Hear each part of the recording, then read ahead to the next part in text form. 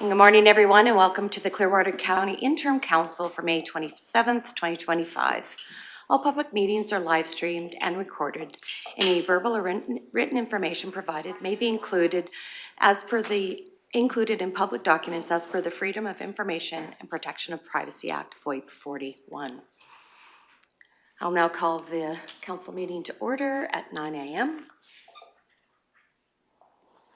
Looking at our agenda, are there any additions or if not, looking for a motion to adopt the agenda? Councillor Ratcliffe? Thank you. All those in favor? That motion's carried. Now looking at the minutes, item 3.1 of the regular council meeting from May 13th. Are there any errors or omissions? Or looking, pardon me? Go ahead, Councillor Gibson, sorry. There's an error under verbal reports. I did give a report, but it wasn't noted. Okay, make a note of that. So the minutes are now amended. Looking for a motion then to adopt the minutes as amended. Okay, Councillor Gibson. All those in favor? And that motion's carried as well. All right. We are now at our public hearing section, item 4.1. And the first one is for Bylaw 25/025. I'll call the public hearing to order at 9:01. And now explain the process. So this council meeting of the public, the public will participate in both in person and via virtual attendance online. We ask that you be patient with us as this process will take longer than our past processes as we work through any technical difficulties. During the hearing, if you are attending online, we will inform you when it is your turn to speak, whether you're in favor of or opposed to the application. Participants wishing to speak will be given a maximum of 5 minutes to speak, with a 1-minute warning before your time is up. If you are watching the hearing on the council YouTube channel, it is best that you mute the YouTube and listen via the online meeting, as there is a 30-second delay on the channel. If you are participating via the online meeting or via telephone and somehow get disconnected, please rejoin the meeting with the link provided or call back with the number that was provided and we will add you back to the meeting. Now I'll outline the process. First, everyone present shall register. All persons wishing to speak shall be recognized by the chair. Every presenter, when told their turn, shall identify themselves and their organization, if any, and whether they're in favor of or opposed to the bylaw. If a presenter becomes repetitive, they may be limited by the chair. If a presenter or member of the public becomes disrespectful, they may be asked to leave by the chair. No outside recording devices will be permitted. We ask that cell phones be turned off or put on silent mode, and breaks within the hearing will be called at the chairman's discretion. First, the development officer will explain the background of the application, and then the applicant will be invited to outline the reasons for the application. At any time, council members have the opportunity to ask their questions. Any submissions received from other agencies will then be read out. Then anyone who is present and in person and who is in favor of the application will be asked to submit his or her presentation. After that, we're going to go online to ask anyone participating virtually and would like to speak in favor of the application. Following this, comments will be requested from anyone who is opposed to the application, first for the in-person participants and then to the online participants. The applicant will have the last word and thus respond to any issues previously raised. So at this time, I'll ask Mr. Clark to outline the background of this application, please. Thank you, Reeve. Richard Valstar and Janice Valstar currently holds title to Plan 9822931, Block 1, Lot 1, containing approximately 2.28 acres. The property is located half a kilometer west of the town of Rocky Mountain House within the Cliffside Estate subdivision. The subject land is designated institutional. Due to the proximity to the town of Rocky Mountain House, the subject land falls within the rural policy area identified in the Rocky Clearwater IDP. The landowners have applied to redesignate approximately 2.28 acres from the institutional district to the country residence district. The property was designated institutional for the operation of a gymnastic center in 2014. With the relocation of the gymnastic center, the property is no longer used for institutional purposes. The applicants are proposing to amend the land use bylaw to allow for the sale of the property and would like that the lot to be used for residential purposes in the future. The subject property is developed with a residence, garage, shop, and other auxiliary buildings.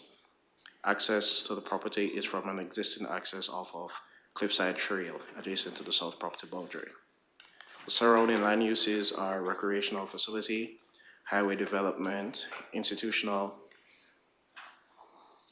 light industrial, and residential parcels. The attached package provides more details on the proposed development. Have council have a chance to review the policies associated with this application. I believe so.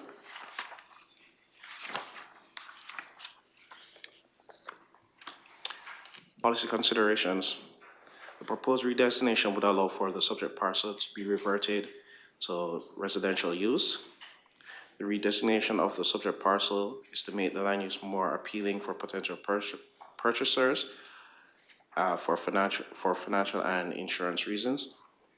Staff reviewed and considered the impacts on adjacent lands and do not anticipate that the proposal would negatively impact the surrounding land uses in the area, as the proposed use of the parcel will continue to be used for residential purposes. Should the proposed land use amendment be approved, the parcel would align with MDP Policy 6.2.1, IDP Policies 5.2 and 5.2.2. At regular council reading held on April 8th, 2025, council reviewed and gave first reading to Bylaw 25/025. As required by legislation, today's public hearing was advertised in the local papers and comments were invited from adjacent landowners and referral agencies. Upon consideration of the representations made at the public hearing, council will consider whether or not to grant second and third reading to Bylaw 25/025. Thank you. Thank you, Mr. Clark. Council, do you have any questions at this time for the development officer? Seeing none. Mr. Clark, were there any comments or any comments received from referral agencies? Yes, there were. TELUS Communications had no objections to the proposed activities. Blue Mountain Power Co-op has no objections with the proposed land use amendments. Clearwater Public Works Operations said they received the application, and Public Works Infrastructure has no objections to the proposed requests. Public Works Operations also had said that the existing approach meets county standards. Regional Fire has reviewed the land use amendment and has not identified any concerns. Town of Rocky Mountain House sees no conflict with this proposed application. Municipal Planning Commission reviewed the application on April 16, 2025, and MPC recommends that council favorably consider granting second and third reading to the application. MPC provided reasons for their decision. The gymnastic club is no longer in operation, and the use of the property is changing to primarily residential, and the proposal meets policy. Alberta Health had no objections with the proposed application, and they indicated their setbacks to ensure that any future septic systems or wells meet the setbacks requirements. Alberta Transportation and Economic Corridors had no objections to the principal use of the property. Thank you. Thank you. At this time, I'll now invite, if the applicants are not in attendance, but I would have invited them to speak to their proposal. I will now invite any member of the public who is in attendance and in person at the meeting wishing to speak in favor of the application. And seeing none, we now invite comments from any member of the public who are in attendance virtually wishing to speak in favor of the application. I see there's no no registrants as indicated. Mr. Clark, were there any written submissions in favor of this request? Written submissions were received. Okay, thank you. So now at this time, I'll invite any member of the public who is in attendance and in person at this meeting wishing to speak in opposition to the application. Seeing none, we now invite any comments of any member of the public who are in attendance virtually and wishing to speak in opposition of this application. Again, none have registered. So at this time, Mr. Clark, were there any written submissions opposing this request? No written submissions were received at this time. Thank you. So at this time, I will close the hearing at 9:11 and no motions entertained at this time. Moving on then to to item 5.1, which is consideration of second and third readings of bylaw 25/025. Go ahead, Mr. Clark, introduce this once more, please. Thank you, Reeve. The purpose of bylaw 25/25 is to amend Clearwater Land Use Bylaw to redesignate 2.2 acres of Plan 9822931, Block 1, Lot 3, from institutional district to country residence. Sorry. Please refer to the documents attached to the agenda item for the public hearing for further details. And at regular council meeting held on April 8th, 2025, council gave first reading to this bylaw. As required by legislation, notice of today's public hearing was advertised in local newspapers and comments were invited from adjacent landowners and referral agencies. Upon the considerations of the representations made at the public hearing, council will consider whether or not to grant second and third reading to bylaw 25/025. Thank you. Thank you. So at this time, I'll either entertain motions for second and third reading, or if you have any other questions for Mr. Clark. Councillor Ratcliffe. Thank you, Reeve. This is just a simple housekeeping issue here, so I will make the motion that council grant second reading to bylaw 25/025. Thank you for the motion. Any other comments or questions on the motion for second reading? Seeing no light. Oh, Councillor Northcott? Just on page 89, it says, as whereas, is this going to institutional to CR or CRA? To CR. On page 89, it says the general purpose of the Country Residential Agricultural District, CRA, is to accommodate and regulate traditional country residential agriculture. So it's, Sorry, that was an oversight by me. I'm just wondering if that's a typo or. Okay. In the copy I have, it has CR. Oh, in the description. Yeah. In the it says- description? It says CR to bylaw. accommodate it. It's just, And where it's a typo, we can fix that. It should say CR, which is, should be accommodating the agricultural pursuit type thing. Yeah, it should be just CR then. Yes. Okay. Thank you for the catch. Any other comments or questions on second reading? Seeing none, I'll call the question. All those in favor of second reading? Motion's carried. Looking for a motion then for third reading. Councillor Cermak? I will make that motion for third reading. Thank you. Any other Comments or questions in regards to third reading? Seeing none, I'll call the question. All those in favor? And the motion's passed. Thank you.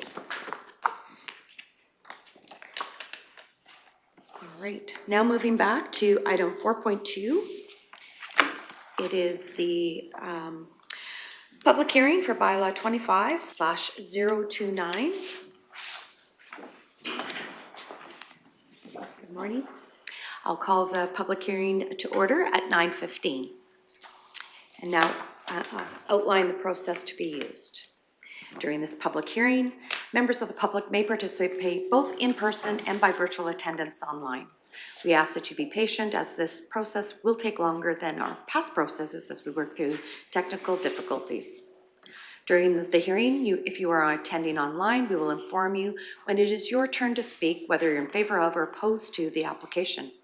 Participants wishing to speak will be given a maximum of 5 minutes to speak with a 1-minute warning before your time is up. And if you're watching the hearing on the Council YouTube channel, it is best that you mute your YouTube and listen via the online meeting as there is a 30-second delay on the channel. If you are participating via the online meeting or via telephone and somehow get disconnected, please rejoin the meeting with the link provided or call back with the number that was provided and we'll add you back into the meeting. So first I'll outline the process to be used. Everyone present shall register. All persons wishing to speak shall be recognized by the chair.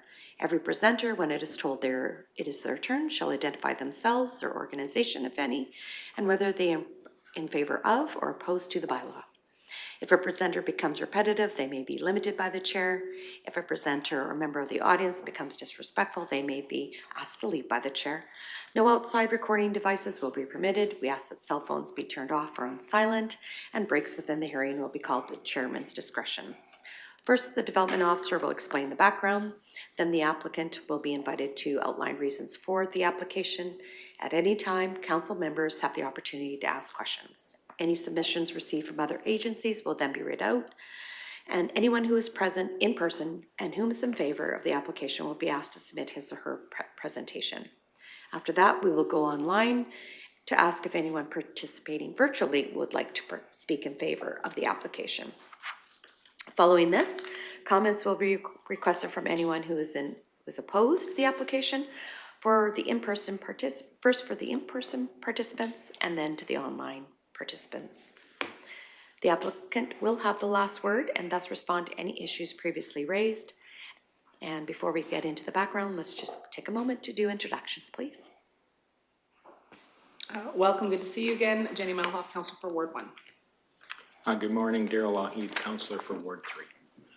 Good morning, Brian Cermak, Councillor for Division 6.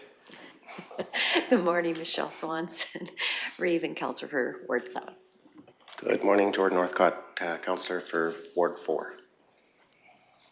Good morning, welcome back.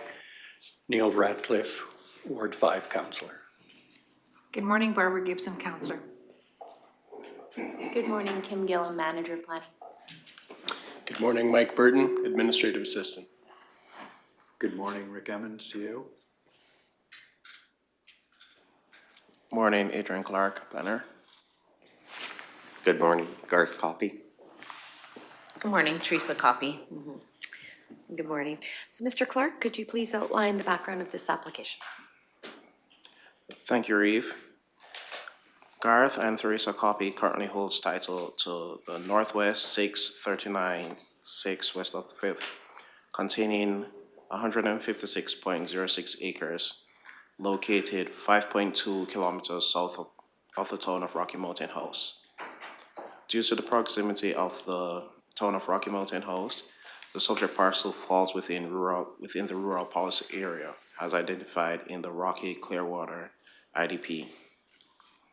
The landowners have applied to redesignate 8.06 acres located in the southwest corner of the quarter section from agricultural district to the country residence agricultural district. The proposed 8.06 acre parcel is developed with residence, shop, and auxiliary buildings.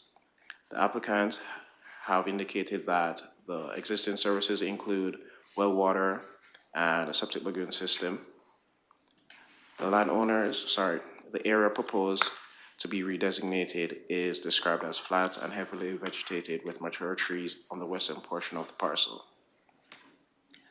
Access to the proposed CRA parcel can be obtained from existing access off of Range Road 7-8, adjacent to the west property boundary. The maps indicated a second residence on the rural address. On the parcel, this has been removed as identified in the survey sketch as a gravel pad. The larger parcel size request is to accommodate all structures and services within the existing farmstead. The balance of the quarter section is predominantly cleared pasture land with pockets of partial wooded areas in the northwest and south central portions of the quarter section. An existing developed residential parcel was subdivided from the southwest portion of the quarter section. Access to the remainder of the quarter section can be also obtained from existing access off of Range Road 7-0, adjacent to the west property boundary. The dominant rating of the quarter section under the land suitability rating system are class 3 and 7, where 8% of the parcel is identified as inadequate heating units for optimal growth, and 20% is identified as a soil with excess water, not due to inundation, but will limit production. The surrounding land uses are agricultural with some residential and light industrial parcels. The attached package provides more details on the proposed development, and the applicants are present to speak to the proposal. Has council had a chance to review all the policies associated with this application? I believe so. For the policy considerations, the proposed redesignation would facilitate the creation of an 8.06 acre residential parcel in the southwest corner of the quarter section. Legal and physical access to the existing for both proposed parcel and the balance of the quarter section. Staff has reviewed and considered the impacts of the adjacent farming activities and do not anticipate the proposal to negatively impact existing farming operations as the parcel will be continued to be used for residential purposes. Although the parcel is located within the rural policy area of the Clearwater County IDP, it's on the very, very outer edge. A referral has been sent to the town for comments. Should the land use amendment and subsequent subdivision be approved, the parcel would be considered the third title out of the quarter section, which aligns with NDP policy 10.2.2, 10.24, 10.2.4A, and 10.2.10D, and IDP policy 5.1.3 and 5.2.3. At regular council meeting held on April 8th, 2025, council reviewed and gave first reading to Bylaw 25/029. As required by legislation, notice of today's public hearing was advertised in the local papers, and comments were invited from adjacent landowners and referral agencies. Upon the considerations of the representation made at the public hearing, council will consider whether or not to grant second or third reading to Bylaw 25/029. Thank you. Thank you, Mr. Clark. Are there any questions of council for the development officer at this time?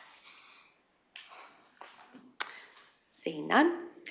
Mr. Clark, were there any comments received from the referral agencies? Yes, comments were received from referral agencies. TELUS Communications had no concerns with the proposed activities. Blue Mountain Power Co-op had no objections with the land use amendments. Clearwater County Assessment stated, if approved, Assessment Department would like to advise the applicant that the subdivision will be assessed under the residential class. Public Works Operations reviewed application to amend the land use bylaw request. Public Works indicated that existing approach meets county standards. Public Works Infrastructure said that review the proposed activities and request that the road widening be required as part of the subdivision. Fire has reviewed, Regional Fire, they have reviewed the land use amendments and have no concerns with the activity. Town of Rocky Mountain House sees no conflict with this proposed application. Alberta Health has no concerns and indicated that the setbacks for wet and septic be maintained.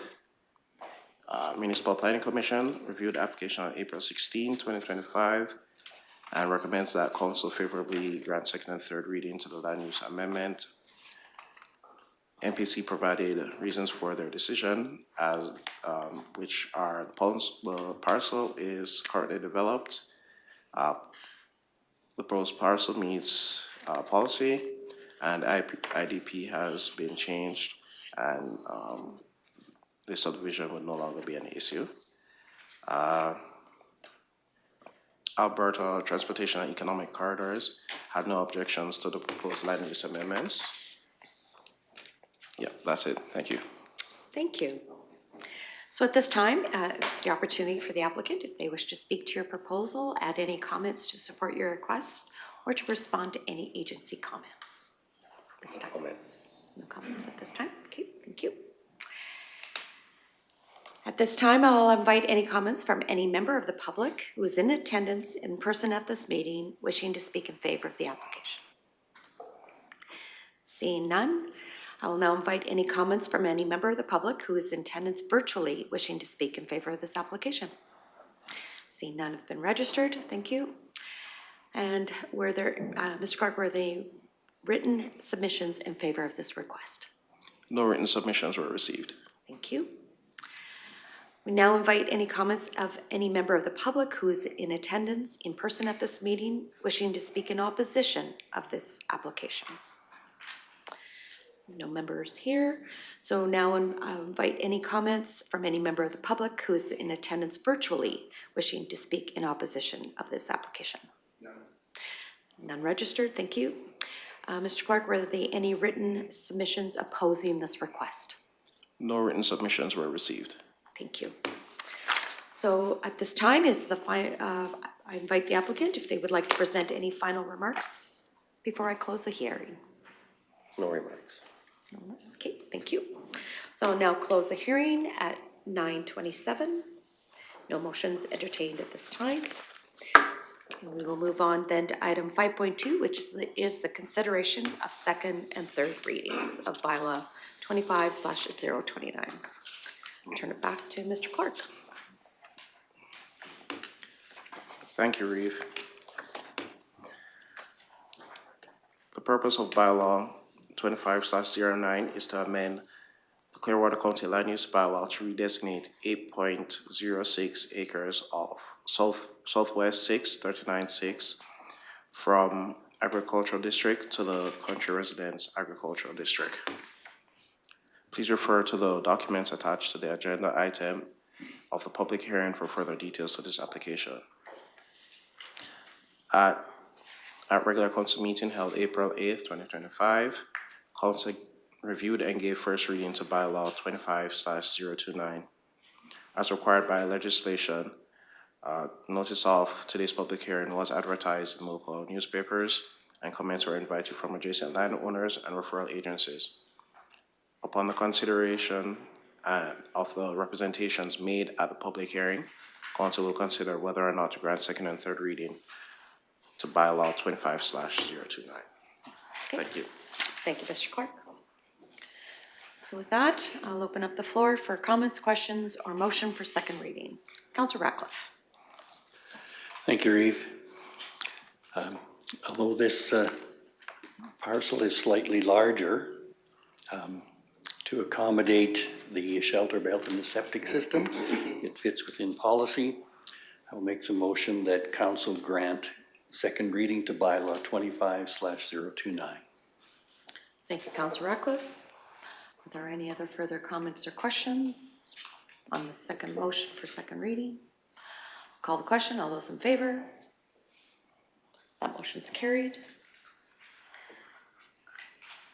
Comments or questions for motion for third reading? Go ahead, Counselor Mello. Thank you, Eve. I would make the motion for third reading. Thank you. Any other comments or questions? Counselor Northcott?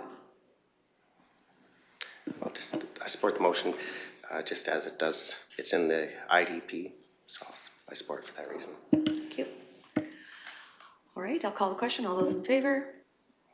And that motion's carried. Thank you, and thank you very much.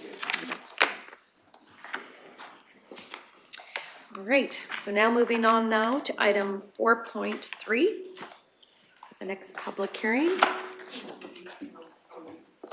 Oh, 9:45, here I had 9:30 on my brain. Thank you. Okay. Looking at the, will item 5.5, will Mr. Bisson be presenting that, or will someone else be presenting on his behalf for item 5.5? Or should we move on? He's Okay, downstairs. that's I was fine. like just getting to that. Yep, no, that's fine. I could grab him if you'd like. Maybe we'll just take a quick 5-minute break.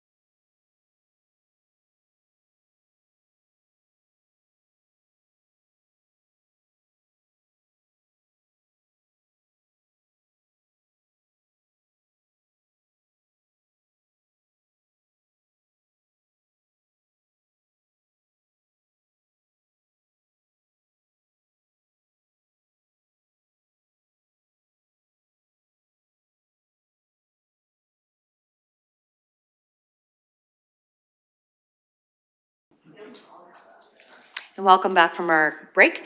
We're going to go to item 5.5, which is item for the first reading of bylaw 25/038, application 25/25 to amend the land use bylaw. Turn over to Mr. Bisson, please. Thank you, Reeve Swanson. Good morning, council. Baseline land currently holds title to the Southwest 4, 37-4 west of the 5th, containing 155.01 acres. The subject land is located 14.5 kilometers northeast of the hamlet of Caroline. Katrina Klotz has made the application on behalf of her company to redesignate 7 acres located in the northwest portion of the quarter section from Agriculture District A to Country Residence Agriculture District CRA. The applicant originally applied for a similar application under application number 27-24. The application received first reading on January 14th, 2025. A public hearing was scheduled for February 25th. However, council postponed the public hearing as the applicant was considering making changes to the application. Since February, the applicant considered her options and ultimately decided to withdraw the original application 27-24 and reapply. Pending the outcome of the land use amendment, the applicants will proceed with a subdivision process to create separate title to the 7-acre CRA parcel. The proposed developed 7-acre parcel is described as being heavily treed and having rolling topography. The applicant has indicated that the proposed parcel contains a residence and existing services such as a water well and open discharge septic system. Access to the proposed CRA parcel can be obtained from an existing access off Range Road 4-4 adjacent to the west property boundary. The balance of the quarter is described as slightly rolling, moderately treed land. There is an undeveloped subdivision taken out of the west central portion of the quarter. Access to the remainder of the quarter can be obtained from an existing access off Range Road 4-4 as well. Surrounding land uses in the area are predominantly agricultural with a few residential parcels and 1 crown quarter section directly to the north. Pending the results of the land use amendment, the applicant will proceed with a subdivision process to create separate title to the proposed CRA parcel. The attached package provides more detail to the proposed development, and the applicants will be present at the public hearing to speak to the proposal.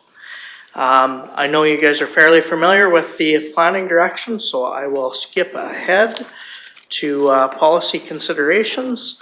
The proposed redesignation is to allow for the creation of a 7-acre residential parcel in the northwest portion of the quarter. Legal and physical access exists to both the proposed parcel and the balance of the quarter. Staff reviewed and considered the impacts on adjacent farming activities and do not anticipate that the proposal would negatively impact existing farm operations in the area, as the proposed parcel will continue to be used for residential purposes. Should the proposed land use amendment and subsequent subdivision be approved, the parcel would be considered the third title out of the quarter section and would align with policy 10.2.2 of the MDP. So it's our recommendation that council repeal bylaw 25-006, which was a similar application that has been withdrawn by the landowner, and consider granting first reading to bylaw 25-038 and proceed to a public hearing. Thank you. Thank you. Are there any questions for the development officer, Mr. Bisson, at this time? Not looking for a motion. Councillor Melhoff. Thank you, Reeve. This one says 7 acres. The picture after this says 14.14. On mine anyway. Is it, maybe it's mine that's wrong? I don't know. Because yeah, mine says 14. In the pop-up? Yeah, like in the pop-out itself. It's page 3. It is Maybe supposed to be fixed. 7 acres. Maybe it's been fixed in the, Oh, it's in that one? Yeah, because mine shows what- 14 yes, I have it. in, you have it on yours too? Okay. Yeah. It is online too. Oh, okay. So it's just a mix-up online? Yeah.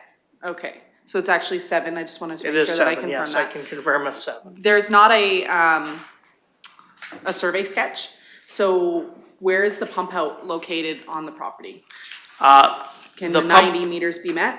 The 90 meters can't be met. The landowner has acknowledged they will have to upgrade the pump out system. Okay, But that is something I can provide as well for a future council Okay. meeting is a survey sketch. if they're switching it out anyway, it's not as big of a deal.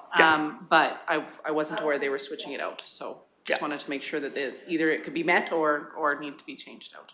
Perfect, thank you. Oh, and I would make the motion for first reading, and, sorry, we needed another motion in there too, a repealing motion? To repeal bylaw 25-006. Can we make those in together motions? The motion to repeal bylaw 25/006, and first reading for 25/038. Okay, Okay. so it's, that's sketch there too. Okay, any other comments or questions, Councillor Cermak? Yeah, you're talking about a pump out. I'm talking about the open discharge septic system. Is that what you're talking about? Yes, yeah. That it wouldn't meet the standards on That's 7 correct. acres. That's correct. And they've acknowledged they'll have to replace that system. Okay, Councillor? I'm good with that then. Okay, Councillor Northcott? I'm just wondering why the change, like in bylaw 25/006, one that would be getting repealed, the orientation of that proposed subdivision is more northerly and southerly. I'm just wondering why it's changed to more of a westerly and easterly fashion and leaving another, I would assume that would be leaving room for an additional parcel again on the north side of that parcel then? So during first reading of bylaw 25-006, it was brought up that there was some significant wetland located on the parcel to the north, and environmental reserve would have to be added to the proposed parcel, which would mean they would lose probably about 2 acres of the original site. So the applicants decided to amend their application and turn the parcel on its side and set it back the standard setback distance from wetland. Okay, so motion on the floor to repeal bylaw 25/006 and to grant first reading to bylaw 25/038 and proceed to a public hearing. Any other questions or comments? Call the question. All those in favor? And that motion's carried. Thank you. Thank you. All right, so we are going to now go back to and proceed to, we're 2 minutes ahead of time. I'll just invite the Good morning, applicants. everyone. Good morning.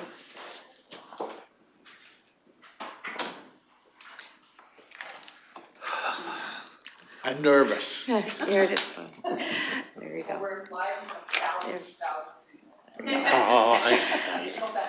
So with that, I am going to start 1 minute earlier. By the time the extra verbiage that I have to read will hopefully suffice those that are joining us online. So I'll call this public hearing to order at 9:44 and explain the process to be used. During this public hearing, members of the public may participate both in person and by virtual attendance online. We ask that you be patient with us as this process will take longer than our past processes as we work through the technical difficulties. During the hearing, if you're attending online, we will inform you when it is your turn to speak and whether you're in favor of or opposed to the application. Participants wishing to speak will be given 5 minutes to speak with a 1-minute warning before your time is up. If you're watching the hearing on the council YouTube channel, and it is best that you mute the YouTube channel and listen via the online meeting, as there is a 30-second delay on the channel. If you are participating via the online meeting or via telephone and somehow get disconnected, please rejoin the meeting with the link provided and call back with the number that was provided, and we'll add you back into the meeting. Everyone present shall register. All persons wishing to speak shall be recognized by the chair. Every presenter, when told it's their turn, shall identify themselves, their organization if any, and whether they are in favor of or opposed to the bylaw. If a presenter becomes repetitive, they may be limited by the chair. If a presenter or member of the audience becomes disrespectful, they may be asked to leave by the chair. No outside recording devices will be permitted. We ask that cell phones be turned off or put on silent, and breaks within the hearing will be called at the chairman's discretion. First, the development officer will explain the background of the application. Then the applicant will be invited to outline reasons for the application. And at any time, council members have the opportunity to ask their questions. Any submissions received from other agencies will then be read out. Then anyone who is present in person and whom is in favor of the application will be asked to submit his or her presentation. And after, we will go online to ask any person or anyone participating virtually would like to speak in favor of the application. Following this, comments will be requested from anyone who is opposed to the application, first for the in-person participants and then to the online participants. The applicant will have the last word and thus respond to any issues raised previously. And before we go into the background report, let's just do a quick round of introductions one more time. Welcome, great to see you guys again. Jenny Melhoff, Councillor for Ward 1. Good morning, Daryl Lougheed, Councillor, Ward 3. Good morning, Brian Cermak, Councillor for Division 6. Hello, Michelle Swanson, Reeve, and Councillor for Ward 7. Good morning, Jordan Northcott, Ward 4 Councillor. Good morning, Neil Ratcliffe, Councillor for Ward 5. Good morning, Barbara Gibson, Councillor. Good morning, Kim Gillam, Manager. Good morning, Mike Burton, Administrative Assistant. Good morning, Rick Emmons, CEO. Good morning, Dawson Conley, Development Officer. Good morning. Yeah. Pardon? Oh, sorry. Randy Quintel, the owner, Sam. Everybody knows me as Sam. Given name was Randall, but I am Sam. Answer to Sam. My wife Barbara, and we are the applicants of this said subdivision. Thank you. So with that, Mr. Conley, will you please outline the background of this application? Sam Quintel currently holds title to Northeast 1639 of 7, containing 113 acres. The subject property is located adjacent to the south boundary of the town of Rocky Mountain House on Highway 752. The applicant is proposing to redesignate 12.44 acres from the agriculture district to the CRA district. The 12.44 acres includes a 7-acre residential parcel, a 1.95 acre panhandle driveway, and 3.49 acres along the Clearwater River, which will be under an environmental reserve easement. The proposal is within the long-term boundary as outlined in the Rocky Clearwater IDP. In June of 2024, the applicant had discussed the possibility of subdivision with administration, and at the time the IDP did not allow for a third title out. The IDP has recently been amended to potentially allow for a third title out of the quarter section within the long-term plan boundary. A referral was sent to the town prior to today's public hearing.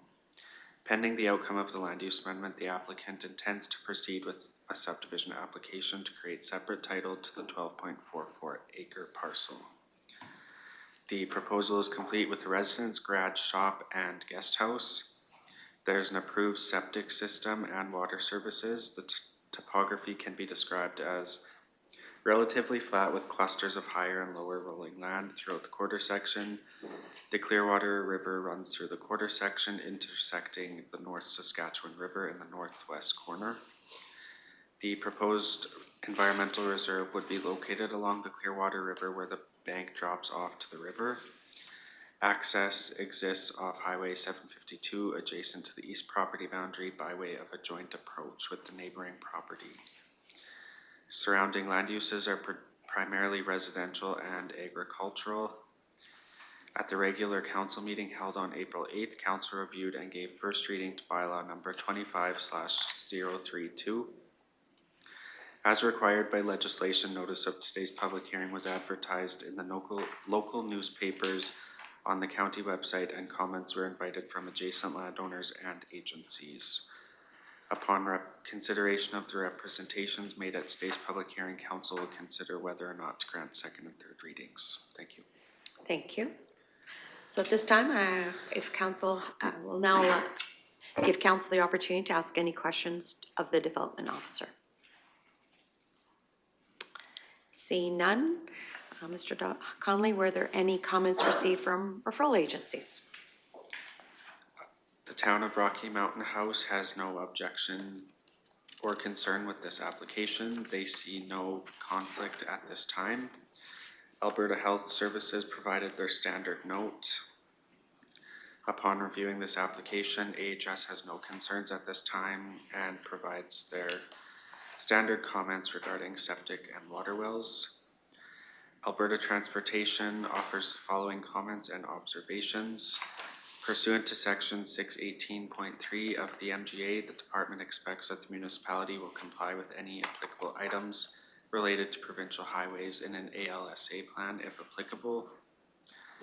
Pursuant to 618.4 the MGA, the department expects that the municipality will mitigate the impacts of traffic generated by developments approved on the local road connections to the highway system.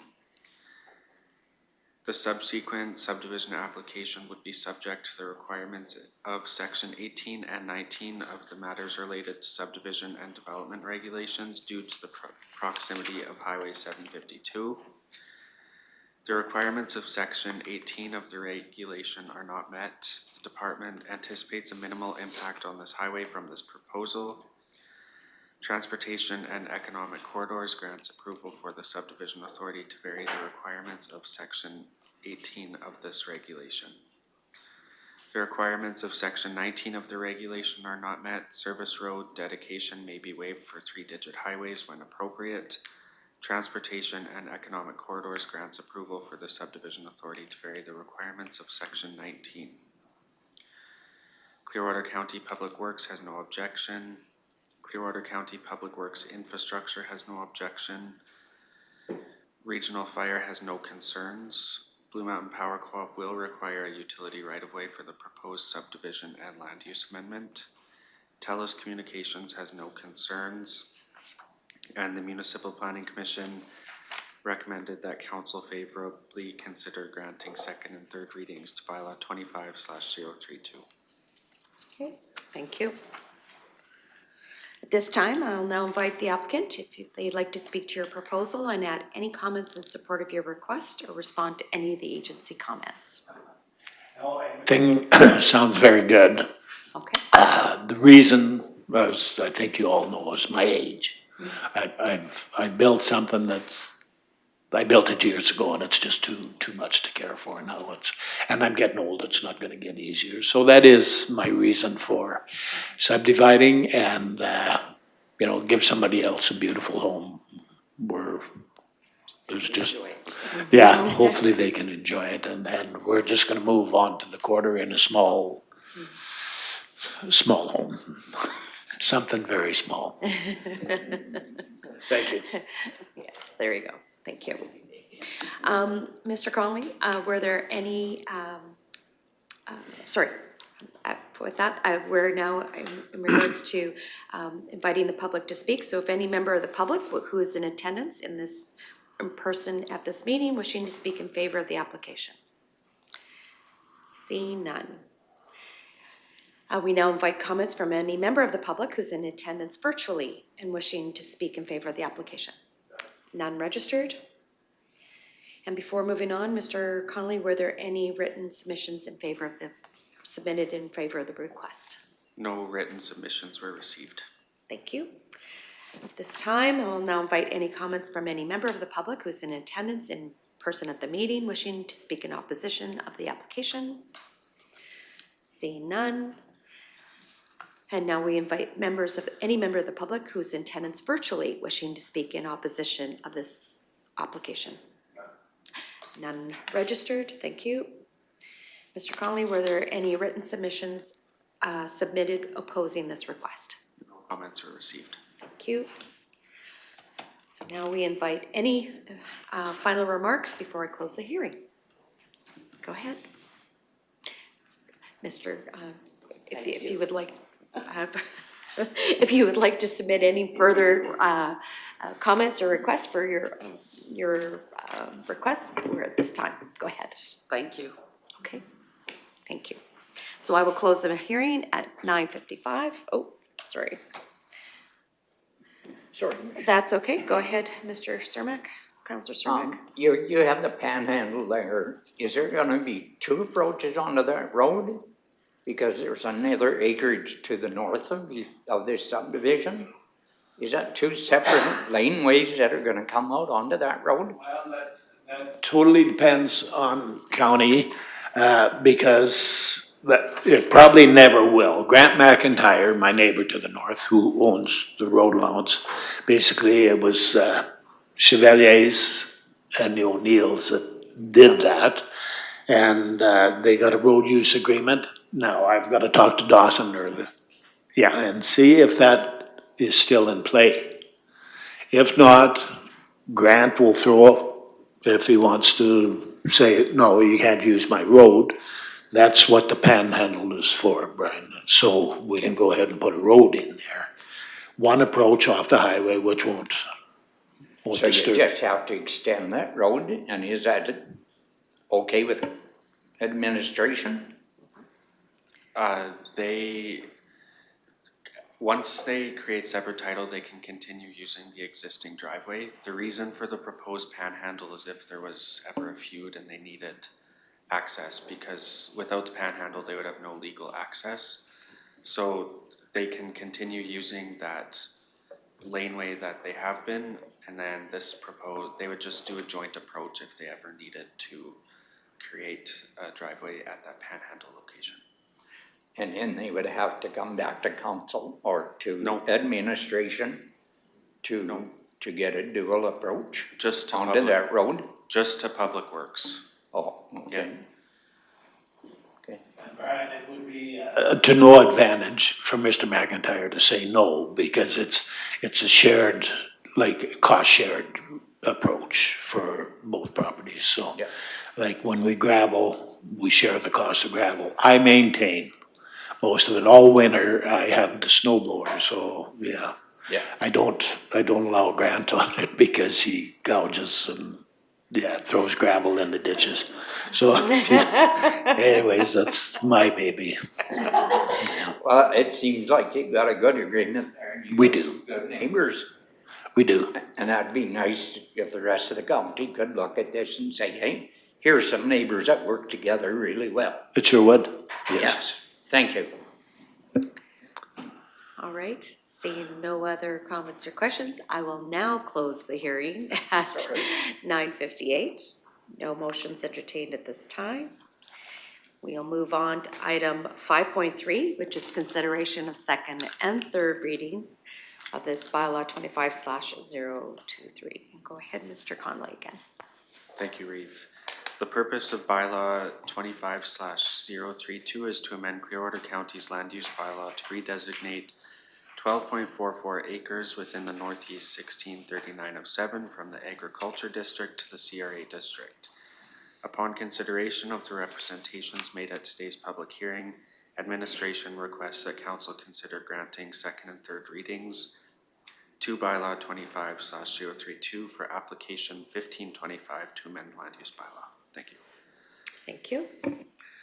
So at this time, there's no other questions or comments, so I'll entertain a motion for second reading. Go ahead, Councillor Milhoff. Thank you, Reeve.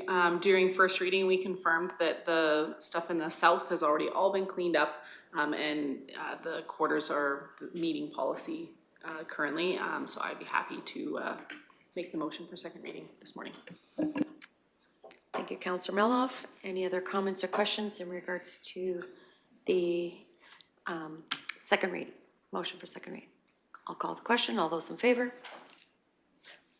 That motion's carried. Thank you. Now looking for a motion for third reading.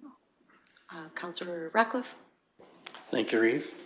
Yes, I would make the motion for third reading of bylaw 25/032. Okay, thank you. The things are straightforward, and as indicated, this would be a lovely home for someone to move into, so anyways, I'll call the question then. All those in favor of third reading? And that motion's carried. Thank you. And thank you for coming in today. Thank you. You bet you. You bet. Awesome. So with that, we are going to move on into then item 5.6. We don't have a public hearing until for another 50 minutes, so let's move on into item 5.6, which is first reading for bylaw 25/040. And I'll invite Mr. Bisson to come forward again. This will be for item 5.6. Perhaps, sorry. council, yeah, my applicants are Or coming can we- at 10:30 for this application, Okay. so perhaps you can move on to a I- different item. Yes, we can. Thank you for that. Maybe we can move on then to item 5.8, which would be the Clearwater County Library Board, bylaw 25/039, as I see Ms. Graham's here, and she could, right. We're making you guys do some shuffling today. Thank you for accommodating. Just take a moment and when you're ready, you can present. Please. All right, I'm glad I came over early today. I was getting a little anxious, so. So the Clearwater County Library Board, the background, according to the Libraries Act, Section 3, subsection 1, the council of a municipality may by bylaw establish a municipal library board. Due to the amalgamation, Clearwater County is required to either close the Caroline or Nordegg Library or create a municipal library board that encompasses both libraries. Administration has met with both boards and had representatives from both boards talk about terms of reference. A document has been created and will be provided to the board to guide them in approving their official terms of reference. This board is required to be established by June 30th, or the assets of the libraries will be transferred to Clearwater County. Parkland Regional Library Services has offered to provide training to the new board, and the province is going to send a team to assist the board with transfers of assets to the new library board. And to ensure that everything is operating smoothly, Clearwater County will of course also assist where requested from the library board. If Clearwater County does not form this library board, Parkland could still run the Nordegg Library as an outlet library. However, they have a policy in place that at Parkland that they cannot take on any new outlet libraries. This means the Caroline Library would no longer be considered a library under the Libraries Act.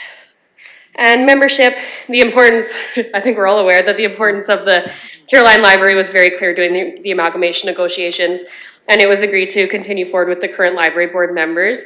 Therefore, administration recommends that the council appoints the current Caroline Library Board and appoints all current members of the Caroline Library Board to the interim Clearwater County Library Board. Nordegg also has a group of very dedicated volunteers who run their library. Their board is through Parkland Regional Library Services. Therefore, we recommend as administration that 2 volunteers from the Nordegg group be part of the Clearwater County Interim Library Board as well. And that board will just be until October, and then there will be new applications and a new board will be appointed. Okay, thank you for that. All right, are there any comments or questions in regards to this agenda item? Councillor Northcott.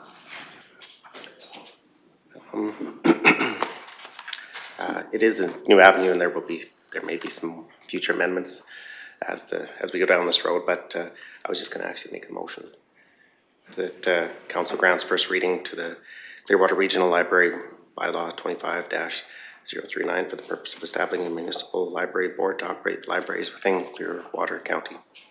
Okay, thank you for the motion. Any comments or questions on the motion? Councillor Gibson. My question is, what do we plan on the makeup of the new library board being, Ms. Graham?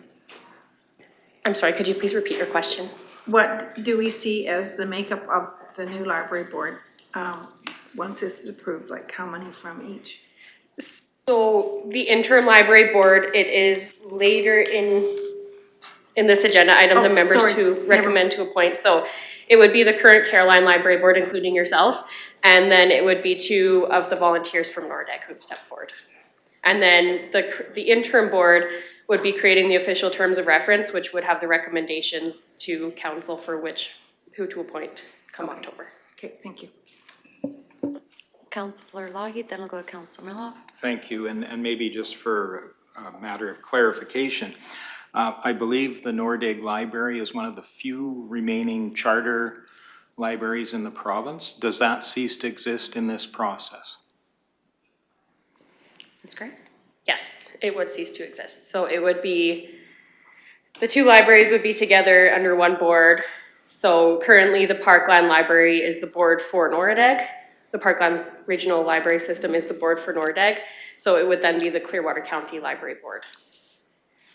And with that charter, there were a number of advantages that were uncomfortable for the Parkland Regional Library in the past. That would, of course, be a future consideration that Parkland Regional no longer has a difficult situation to manage, and it becomes Clearwater County's responsibility then. Parkland would be off the hook, so to speak, for those management principles out there. So the management would be under the library board. There's a requirement to hire a professional librarian and they would sort of manage it. I don't know what specific items you're referring to, but. There's probably, just having some experience with the Parkland Regional in the past, they were very uncomfortable with that charter library. It's one of the few they have to deal with, and it created some problems with terms of reference for the overall group, that there was one library that had a distinct advantage over the others and a distinct responsibility. So I know that this may be, the future moves on, and maybe the time has come that charter benefit is no longer as important and we can manage it locally here. So thank you. Councillor Mello? Thank you, Reeve. In some of our other board bylaws, it lays out the number of board members, their terms, whether they're staggered, their responsibilities, all of those things. This doesn't really do that. I feel like maybe I'm missing a page in the bylaw. It's very vague with not a lot of, I feel like I'm missing a page to this bylaw. Ms. Graham? I definitely can understand where you're coming from. This is what was recommended from the province to do for a bylaw. So then that other information will be in the terms of reference, and that will come from the board. It is a very open, vague bylaw, I agree, but that's what the province recommended. Okay, so then how do we get, sorry. Yes, go ahead. Thank you. So how do the board members get their power, and does, like, all of our other boards have a fully laid out within the bylaw so that it's not open for interpretation. It's easy to know exactly what's going on based on the bylaw. This has none of that. So the board members are still appointed by council, and because I believe it's because it's a self-governed body. It's not, that's why they create all of the rules per se for themselves, from my understanding.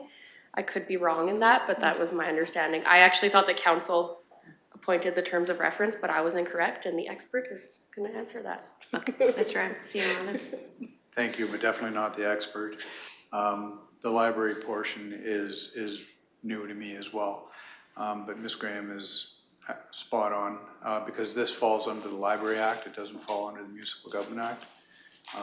That's why the recommendation was brought forward from the province for this bylaw. Okay. But as I reiterated, there will still be terms of reference created by the board, which that be a Schedule A or whatever to this bylaw, or they're separate? I guess that's my question. Go ahead, Ms. Graham. It will just be within the board to create the terms of reference. Okay. Councillor Sturmack? I'm mostly concerned about are these two libraries gonna lose some of their services that they provide now, or are we guaranteeing that they will have the same services that they supply now to our communities that love what each of these libraries are doing at the moment? We won't lose any of that, I hope. Ms. Graham? As Clearwater County, we cannot make any guarantees because it is up to the board to make those decisions. I don't anticipate them losing services, but it's up to the board to set those service levels and make those decisions. So as council, will we have some influence on that or not? You will have budgetary influence, Okay, but they set the budget for where it goes with, you set how much they get, and they set the budget as how it will be dispersed. okay, because I know that in Caroline, they really like the services that library does for the community. It is a service that a lot of the people use, and I would not like to see that being lost. That has to be part of this referendum. Thank you. Okay, Councillor Gibson, then I'll go to Councillor Ratcliffe. I was under the impression that we have to form the library board by a certain period of time. Otherwise, we have to disband or dissolve. So I think this is an okay start for it. And then also, in speaking to Parkland Library Service, from what I gather, the funding does not change to us. It just, it comes a different way. So I'm hoping that our funding stays the same. Okay, Councillor Ratcliffe. Thank you, Eve. You mentioned that we needed to have a librarian with a certain classification. Do we have that now? Ms. Gray? Currently, we do not have that, so it will be advertised and it will be up to the board. There are many options. They can hire someone full-time, contract someone. It'll be up to the board how they want to approach that and make that decision. Okay, how difficult would it be to have that certification for one of our existing librarians? It's a full official education, so I'm not aware of their educational backgrounds that they have currently, but it would be getting the full education and yeah, it's tough to answer that one. I don't know their personal backgrounds. No, it just creates a concern that we could be putting someone else in charge with different values around the services the library provides. So, okay, thank you for answering the question. Councillor Northcott? I'll just offer a little bit of, so one of the managers at the Caroline Library is currently going through the training to get their, to be a certified librarian. And there's also discussions to have that position, as the population would be over 10,000 people, then it could be a contracted position. And I can't remember the exact number of hours, but it was quite simple the way the Parkland Library had explained it to us. There was only I can't remember the number of hours that was required per year to be contracted to have involvement with your libraries, but it didn't look too burdensome or complicated. Okay. All right, so there's a motion on the floor that council grants first reading for the purpose of the Clearwater Regional Library Bylaw 25/039. Councillor Meloff? Sorry, thank you. In just like researching for doing this bylaw, going through other towns and counties' bylaws, they have things like library card sections, like how to get a library card, how long they're good for, purposes, penalties for late library books. Like their bylaws are quite extensive. Like I love how simple this bylaw is, but like just giving the appointments to our people aren't in this bylaw. Like how many we're allowed to appoint, that they're subject to our code of conduct.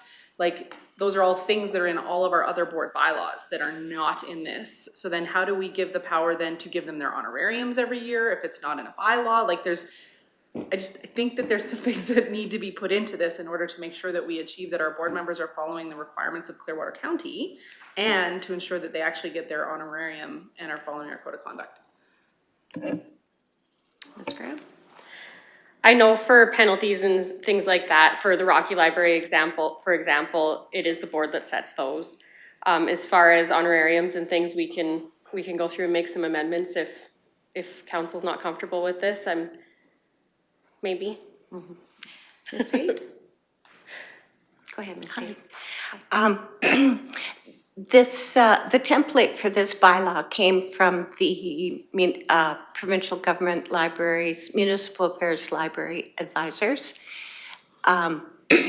So this is a template that they wish to be used, and that the purpose is to keep the library bylaw simple, because the only function that council has is to establish a library board.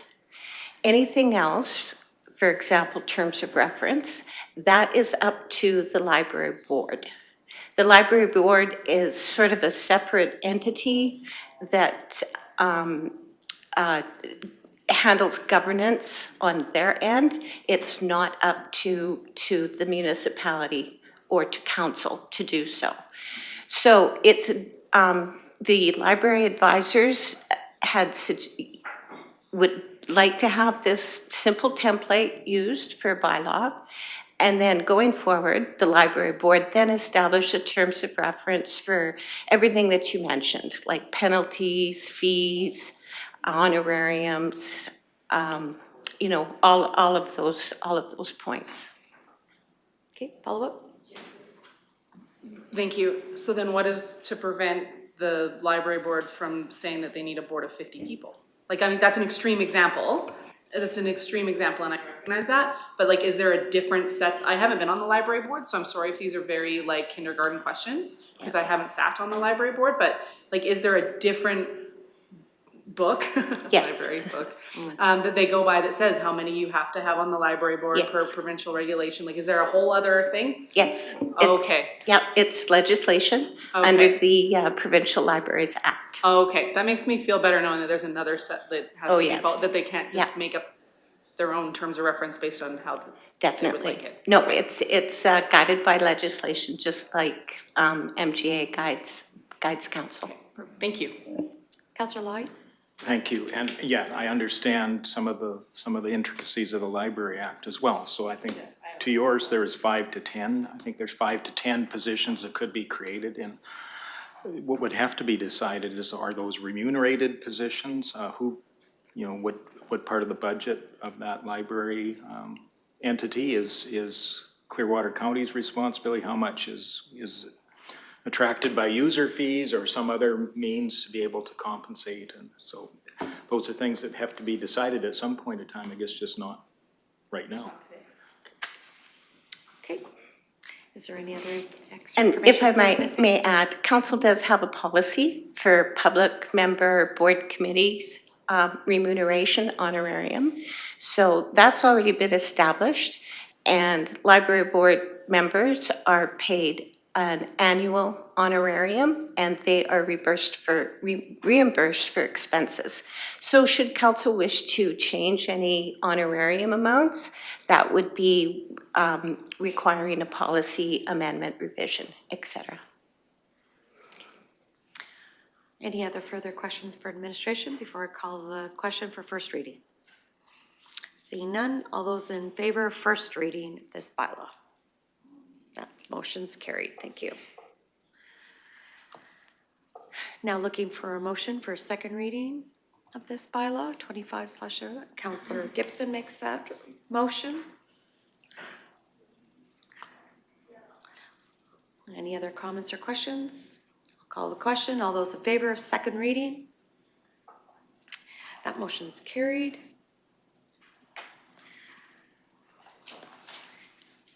Now looking for a motion to grant unanimous consent for third reading for the bylaw.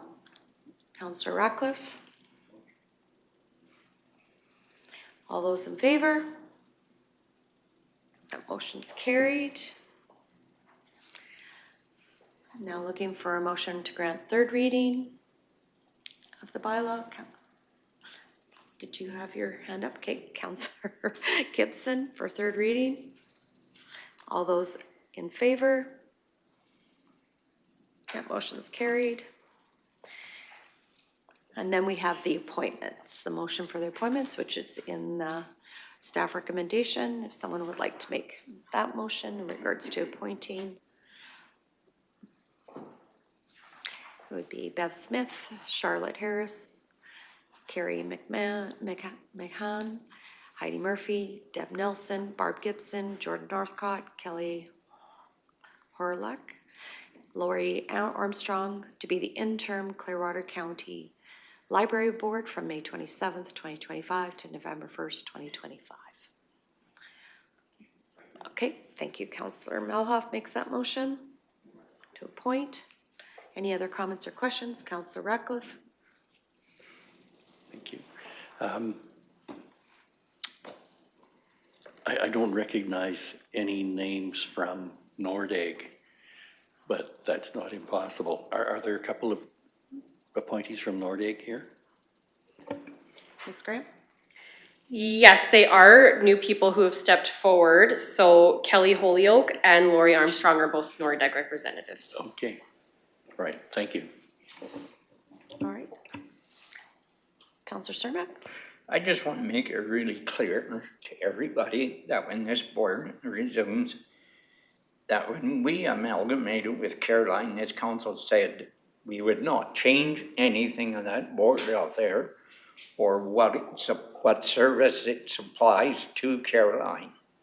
We did not know that we had to bring on Nordegg into it. But I just do not want any of the services to change for either of the board. Because we promised that in the amalgamation that we would not change that board up there or change the services that it does. So I would like that forwarded on to these people that are on this committee. Okay. And they are represented with Councillor Gibson and Councillor Northcott, so they can help carry that message. You bet. Councillor Northcott?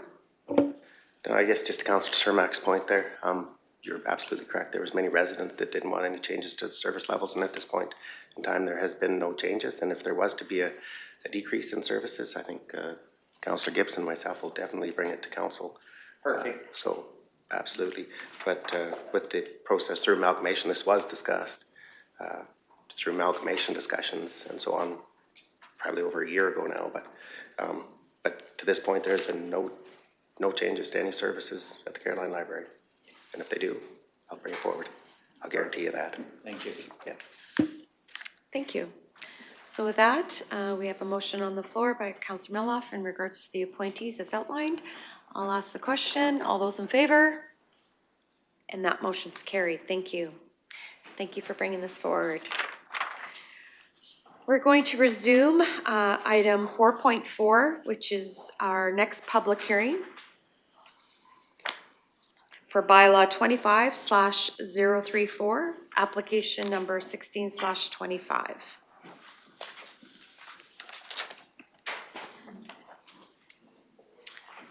Good morning. So I'll call this public meeting to order at 10:24 and outline the process. So during the public hearing, members of the public may participate both in person and by virtual attendance online. We ask that you be patient with us as this process will take longer than our past process as we work through technical difficulties. During the hearing, if you are attending online, we will inform you when it is your turn to speak in favor of or opposed to the application. Participants wishing to speak will be given a maximum of 5 minutes to speak and a 1-minute warning before your time is up. If you are watching the hearing on the council YouTube channel, it is best that you mute the YouTube and listen via the online meeting as there is a 30-second delay on the channel. If you are participating via online meeting or via telephone and somehow get disconnected, please rejoin the meeting with the link provided or call back with the number provided as well, and we will add you back to the meeting. Everyone present shall register. All persons wishing to speak shall be recognized by the chair. Every presenter, when told it's their turn, shall identify themselves, their organization, if any, whether they are in favor of or opposed to the bylaw. If a presenter becomes repetitive, they may be limited by the chair. If a presenter or member of the audience becomes disrespectful, they may be asked to leave by the chair. No outside recording devices permitted. We ask that cell phones be turned off or put on silent, and breaks within the hearing will be called at the chairman's discretion. First, the development officer will explain the background of the application, then the applicant will be invited to outline the reasons for the application. At any time, council members have the opportunity to ask questions. Submissions received from any other agencies will then be read out. Anyone present in person and whom's in favor of the application will be asked to submit his or her application or some presentation. Then after, we'll go online to ask any person participating virtually if they would like to speak in favor of the application. Following this, comments will be requested from anyone who is opposed to the application, first for the in-person participants and then for the online participants. The applicant will have the last word and thus respond to any issues raised previously. So before we go through the background report, let's do a quick round of introductions, please. Welcome, Jenny Melhoff, the councillor for Ward 1. Good morning, Darrell Lougheed, councillor, Ward 3. Good morning, Brian Sarmac, councillor for Division 6. Morning, Michelle Swanson, Reeve, and councillor for Ward 7. Good morning, Jordan Northcott, Ward 4 councillor. Good morning, Neil Ratcliffe, Ward 5 councillor. Good morning, Barbara Gibson, councillor. Good morning. All right. So with that, Ms. Gillum, did you want to introduce yourself? Your light is on. Kim, Andrew Planning. Good morning, Mike Burton, Administrative Assistant. Good morning, Rick Emmons, CEO. Morning, Dustin Bisson, Senior Planner. Thank you. So with that, Mr. Bisson, can you outline the background of this application, please? Sure. Thank you, Reeve Swanson. Ralph Otto currently holds title to the Southeast 2841-6 containing 155.84 acres. The subject land is located 20 kilometers northeast of the town of Rocky Mountain House. The landowner has made application to redesignate 5.38 acres located in the southeast portion of the quarter section from Agriculture District A to Country Residence Agriculture District CRA. Pending the outcome of the land use amendment, the applicant will then proceed with subdivision process to create separate title to the 5.38 acre CRA parcel. The proposed partially developed parcel is described as being flat. The parcel contains an ancillary building, a livestock shelter, and some old corrals. It is the applicant's intent to demolish the corrals and the livestock shelter and remove them from the property. There was a manufactured home located on the site, but it was demolished and hauled away back in January. The applicant has indicated that the existing services include a water well and an open discharge septic system that will be replaced with a septic field. Vegetation on the proposed parcel is described as tree stands and pasture. Access to the proposed CRA parcel can be obtained from an existing access off Range Road 6-3, which is the Oris Road adjacent to the east property boundary. The balance of the quarter is mainly flat with a mix of both cleared farmland and heavily treed land. There is a developed farmyard located in the west central portion of the quarter. There's also developed subdivision taken off of the quarter in the southeast corner of the quarter section directly to the south of where this proposed parcel will be. Access to the remainder of the quarter section can be obtained from an existing access off Range Road 6-3 and Township Road 41-4 adjacent to the south property boundary. The remainder, the applicants are proposing to amend the land use bylaw to allow them to subdivide off a partially developed yard site. This will allow the applicants the ability to sell the remaining farmland and build a residence on the proposed acreage so that they can retire from farming. Surrounding land uses in the area are predominantly agricultural with a few residential parcels. The attached package provides more detail on the proposed development, and the applicant is present and willing to speak to the proposal.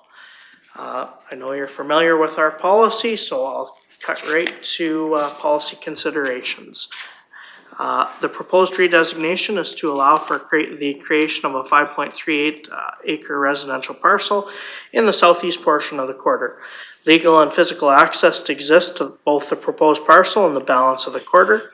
Staff reviewed and considered the impacts on adjacent farming activities and do not anticipate that the proposal would negatively impact existing farm operations in the area, as the proposed parcel will continue to be used for residential purposes. Should the proposed land use amendment and subsequent subdivision be approved, the parcel would be considered the third title out of the quarter and would align with the policy 10.2.2 of the MDP. At the regular council meeting held on April 22nd, 2025, council reviewed and gave first reading to bylaw 25 -040 as required by legislation. Notice of today's public hearing was advertised in local newspapers, and comments were invited from adjacent landowners and referral agencies. Upon the considerations of the representations made at the public hearing, council will consider whether or not to grant second and third readings to bylaw 25-040. Thank you. Thank you. Now ask council if you have any questions for the development officer at this time. Seeing none. Mr. Bisson, were there any comments received from referral agencies? Yes, there was. Bear with me for just 1 second. Blue Mountain Power Co-op, incorporated as the REA, had no objections. They indicated that they're the member-owned not-for-profit wire distribution service provider for the area. Fortis Alberta had no concerns with the subdivision and redesignation. Clearwater County Assessment, if approved, the assessment department would like to advise the applicant that the subdivision will be assessed under the residential class. Public Works Operations had no concerns with the application. Regional Fire had no concerns due to the residential nature and based on the application details. The Municipal Planning Commission reviewed the application on May 21st, 2025. MPC recommends that council favorably consider granting second and third reading to the Land Use Amendment Application 16-25. The MPC provided the following reasons for their decision. It is an existing yard site. The parcel is partially developed. The proposal meets policy partially, and the parcel boundaries are to follow the existing fence line. Thank you. Thank you. I'll now invite the applicant, if you'd like to speak to your proposal, add any comments to support your request, or respond to any of the agency comments. Well, I'm doing this in hopes of planning ahead, you know, because to try and subdivide out our existing home, it would be a rather large parcel, probably in the excess of 15 to 20 acres. So this made a lot of sense for us. So. Okay. All right. There's no further comments. I'll now invite any member of the public who is in attendance wishing, at this meeting, wishing to speak in favor of the application to step forward. Seeing none, I'll now invite any member of the public who are in attendance virtually wishing to speak in favor of the application. No registrations. No registrations, thank you. Mr. Bisson, were there any written submissions in favor of this request? None were received. Thank you. I'll now invite any comments from any member of the public who is in attendance in person at this meeting wishing to speak in opposition of this application. Seeing none, I will now invite any member of the public who are in attendance virtually wishing to speak in opposition of this application. No registrations. Thank you. No registrations. Mr. Bisson, were there any written submissions opposing this request? None were received. Okay, thank you. So at this time, it's an opportunity for any final remarks before I close the hearing. Do you have any other final remarks that you'd like to present to council? Not really. Okay. Thank you. All right, so I will close the hearing at 10:35. And no motions entertained at this time.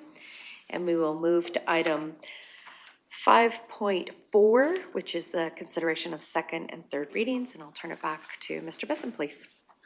All right. So the purpose of bylaw 25-034 is to amend Clearwater County's land use bylaw to redesignate 5.38 acres of the southeast 2841-6 from ag to country residence agricultural. Pending the outcome of the land use amendment, the landowners will proceed with subdivision process to subdivide the redesignated lands from the remainder of the quarter section to create a partially developed 5.38 acre CRA parcel.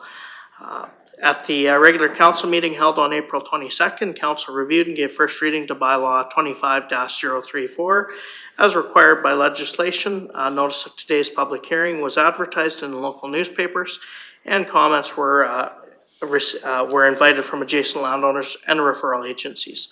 Upon the considerations of the representations made at the public hearing, council will consider whether or not to grant second and third reading to bylaw 25-034. Thank you. Thank you. So as at this time, if council would like to open the discussion or with either motion for second reading or have any other comments or questions in regards to the application for Mr. Bisson.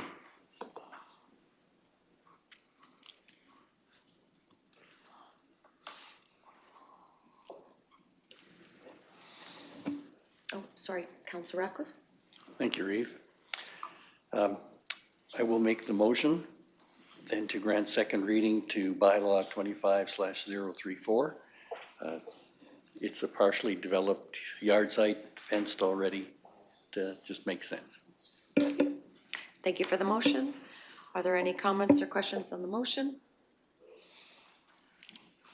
I see there's been proactive effort into getting this prepared, so I will be supporting second reading.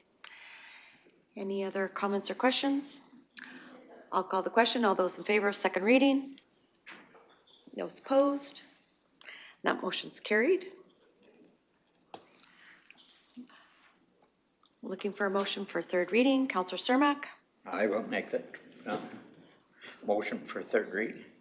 Thank you. 25-034. Thank you for the motion for third reading. Any other comments or questions on third reading? Councillor Northcott. Alrighty. We often look for public engagement, and this council is always wanting more information and feedback from the public. And even just recently, as previous discussed in the library bylaw, that there was more information maybe being needed on that. In our previous council meeting, there was a request for funding for agricultural rental equipment, but council again needed more information on that. But during the 2023 MDP, there was a lot of information that was provided to this council. There was a survey that clearly showed the residents of Clearwater County didn't desire to have the third title per quarter section of land. There was open houses. There was a public hearing. There was a petition with roughly 400 signatures. So that information was brought to this council and administration. I'm just wonder why we always look for information, but then we're not listening to the public.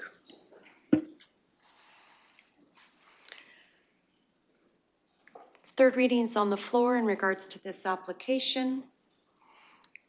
Any other comments or questions? I'll call the question. All those in favor? Those opposed? And the motion's carried. Thank you, Mr. Otto, for coming in, and good luck. Enjoy your retirement. There you go. All right, so moving on to item 5.6, which is the first reading for bylaw 25/040. I'll just give a moment here to invite the applicants to join us. Good morning. Maybe we'll do a quick round of introductions before we get started. Welcome, Jenny Melhoff, Councillor for Ward 1. Good morning, Darrell Lougheed, Councillor, Ward 3. Good morning, Brian Cermak, Councillor for I'm Old Fashioned, Division 6. Good morning, Michelle Swanson, Reeve, and Ward 7 Councillor. Good morning, Jordan Northcott, Ward 4, Councillor. Good morning, welcome. Neil Ratcliffe, Ward 5, Councillor. Good morning, Barbara Gibson, Councillor. Good morning, Kim Gillen, Manager of Planning. Good morning, Rick Emmons, CEO. Good morning, Dustin Bisson, Senior Planner. Good morning, my name is Martha. Good morning. So with that, Mr. Bisson, if you wouldn't mind outlining the background, please, to this application, or this. All right, thank you. Edwin and Martha Pablo currently hold title to the Northeast 2841-5 containing 158.44 acres. The subject land is located approximately 19 kilometers north of the hamlet of Leslieville. The landowners have made application to redesignate 15 acres located in the northeast corner of the quarter section from Agriculture District A to Recreational Facility District RF. Pending the outcome of the land use amendment, the applicants will then proceed with the development approval process for the construction and operation of Hilltop Sissuit Campsite, an ecotourism campground. The proposed land to be redesignated slopes upward to the south. Vegetation on the land to be redesignated could be described by splitting the area in two. The south half of the area to be redesignated is heavily treed, whereas the north half is sparsely treed with some lower land containing some willow. Access to the proposed RF lands will be from an existing access that presently serves the main access to the existing yard site on the quarter section off Township Road 41-5 adjacent to the north property boundary. The scope of the proposed business will consist of a private campground containing 10 RV sites, which would contain water and electrical hookups, and 10 rustic tenting areas, each with a fire pit and picnic table. The campground will provide one centralized building housing restrooms, showers, and a camp kitchen. The proposed campground will also include a picnic area, walking paths, and bike paths. At the time of application, the applicant indicated that there will be 20 camping stalls on approximately 15 acres of land. The balance of the quarter section is rolling, heavily treed land. There is a developed yard site located in the north central portion of the quarter. The landowners are also currently in the process of subdividing out their first parcel out subdivision in the southeast corner of the quarter section. Surrounding land uses in the area are predominantly agricultural with a few residential parcels. Pending the results of the land use amendment, the applicants will proceed with the development permit process to get approval for the construction and operation of the campground.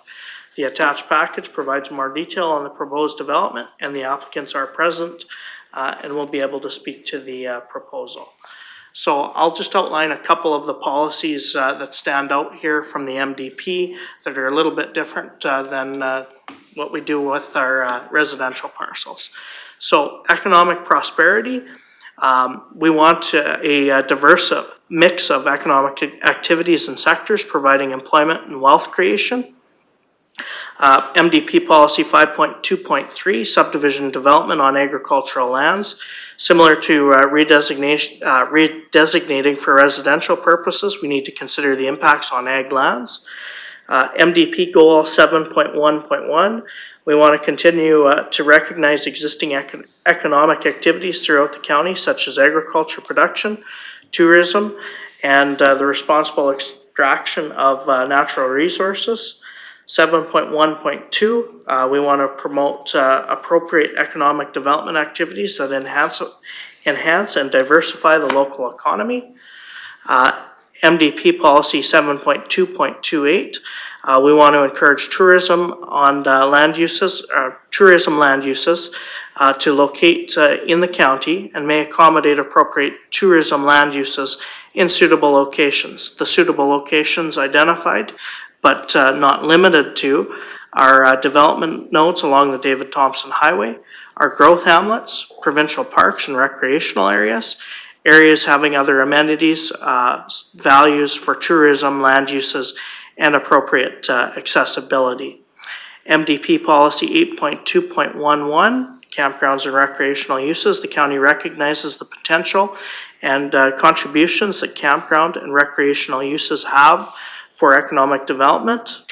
8.2.12, the county may allow the development of large-scale commercially operated campgrounds at appropriate locations, and the appropriate locations should have the following: safe and functional access to provincial highway and county maintained road, adequate water and wastewater servicing systems, adequate buffers, adequate measures to manage potential undesirable impacts that may be caused by activities related to camping and other recreational activities. And of course, the remainder of the policies really pertain to the development of sites, which you see quite regularly when it comes to residential parcels. Moving on to the land use bylaw, section 12.2.13. If development does not take place within 1 year, the county can start the process to redesignate the lands back to the former district. I've given you the general purpose of the recreational facility district, a list of uses in that district. Section 13.4 Part 10C deals with the minimum lot areas.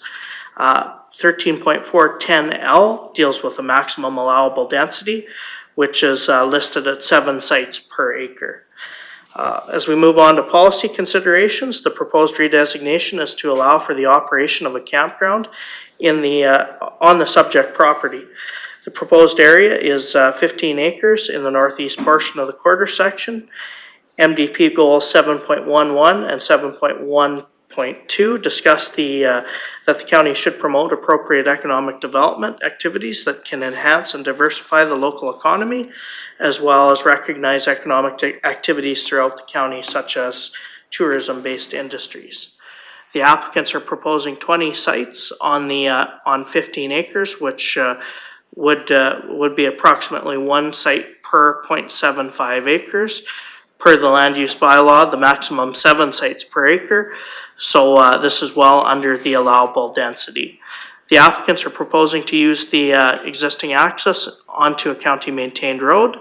The site plan identifies trees along the perimeter of the camping area as a buffer.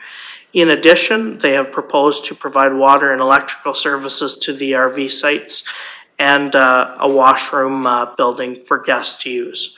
So it's our recommendation that council consider granting first reading to bylaw 25-040 and proceed to a public hearing. Thank you.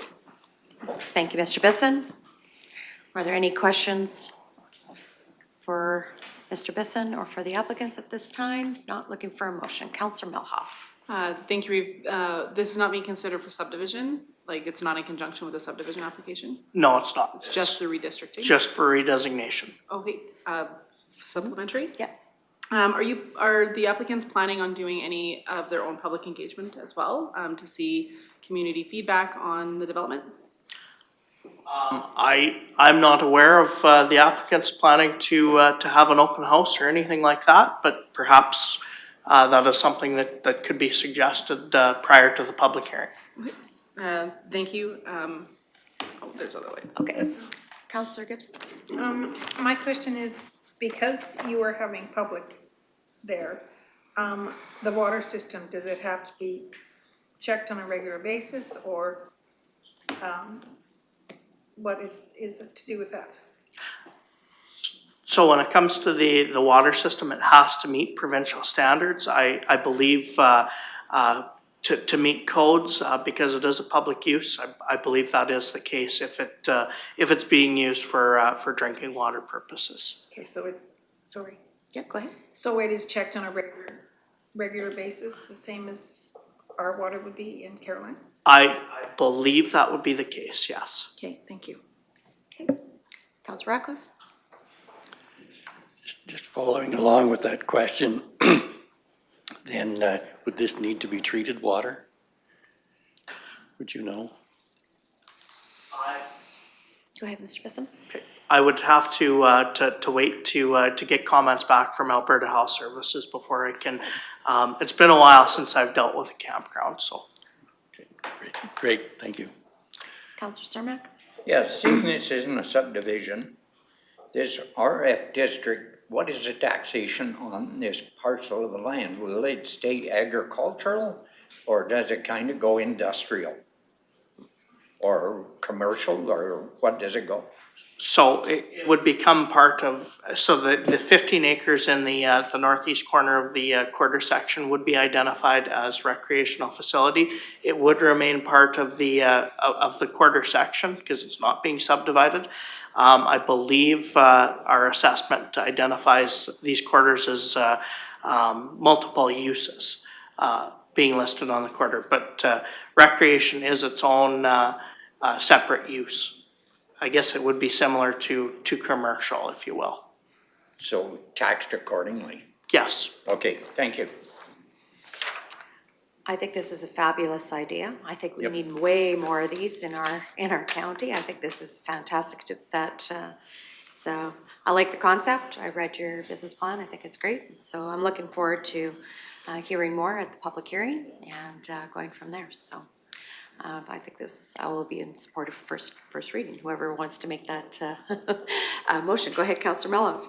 I was just gonna do that, because I agree, I'd like to get to the public hearing and hear what the public has to say. I also love that we're involved on the front end. It's always very frustrating when we come in at the end or something's already built. So thank you for engaging us early. And I also really value that you're a lot lower density than even allows for within our municipal development plan. So I appreciate that as well. And if I didn't say it already, I'll make the motion for first reading. Thank you, Councillor Mello, for the motion. Any other comments or questions on the motion for first reading? Proceed to a public hearing.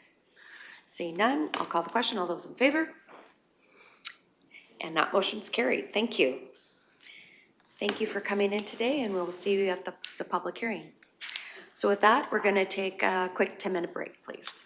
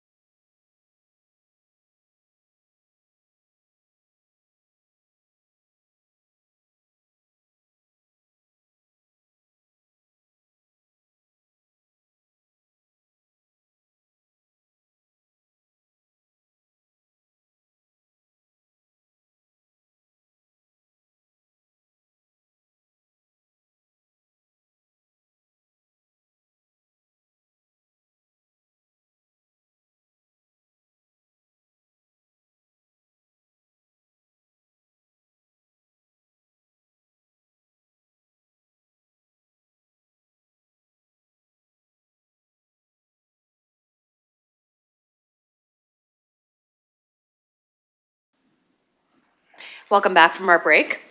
So we're at item 5.7 in our agenda, which is the first reading to bylaw 25/035, application 17/25, and I'll turn it over to Ms. Williams, please. Thank you, Chair. Good morning. We have Mr. Laurent Rossell here with us today. He is the landowner and the applicant. And he currently holds title to the northwest of 8, 4104, west of the 5th, containing 152.81 acres designated agriculture district. The subject land is located approximately 16 kilometers northeast of the hamlet of Leslieville. He is applying to redesignate 4.5 acres from the Ag District to the Country Residential Agriculture District, or CRA. Subject to a successful land use amendment, the applicant intends to subdivide the 4.5 acre parcel to create a third title or second parcel from the quarter section. The proposed parcel is located in the northeast portion of the quarter section, abutting the undeveloped road allowance for Township Road 41-2, which is also adjacent to the north property boundary. Access can be obtained from the existing approach into the quarter section until the parcel is subdivided, at which time separate access will need to be secured. The proposed shape of the parcel is unconventional, but follows an existing cut line that provides access to the remainder of the quarter section. It is undeveloped, flat, and heavily treed with a small clearing in the central portion. There is a developed residential site in the balance of the northeast portion that will remain with the quarter section. A developed 7.19 acre country residential agricultural district parcel was subdivided from the northeast portion of the quarter section as a first residential parcel in 2009. Surrounding land uses are predominantly agriculture with interspersed residential. There are 3 oil wells and 4 natural gas pipelines on the quarter section. The pipeline within the proposed parcel contains H2S at 4 moles per kilomole, which is under the threshold of 10 moles per kilomole, which would trigger a referral to Alberta Energy Regulator, or AER. However, in due process, a referral will be sent to the companies that hold title to all the wells and pipelines on the quarter section. The proponent will be responsible for ensuring future development meets the setback requirements of the AER. I'd just like to verify with council that you've had a chance to review the provided policy and are okay with me not reading out loud? I believe so. Go ahead. Thank you. Under policy considerations, the proposed redesignation for the creation of a 4.5 acre residential parcel aligns with MDP policy 10.2.4 and land use bylaw section 13.4 number 4, as it is an undeveloped parcel less than 5 acres. Legal and physical access exists to the quarter section and can be obtained to the proposed parcel as per MDP policy 10.2.5, which is a consideration at the subdivision stage. We've reviewed and considered the impacts on adjacent farming activities and do not anticipate that the proposed parcel and its location would negatively impact existing farming operations in the area, as per MDP policies 5.2.4 and 10.2.9. And as per MDP policy 6.2.2, the proposed residential parcel can be reasonably served by community and physical infrastructure. And should the proposed land use amendment and subsequent subdivision be approved, the parcel would be considered the third title out of the quarter section and aligns with MDP policy 10.2.2. Thank you, Madam Chair. Thank you for outlining the background of this application. Any questions or motions for this agenda? Go ahead, Councillor Ratcliffe. Thank you, Reeve. It looks like there's a drainage ditch or a few drainage ditches through this property. And that access to this parcel would be through an existing road allowance that may be on top of the drainage ditch. Is it a road allowance, whose responsibility would it be to provide that access road? Ms. Williams? Sorry, can you specify where exactly which drainage ditch you're referencing? The one that runs across the north edge, runs east-west at the north edge of this proposed lot.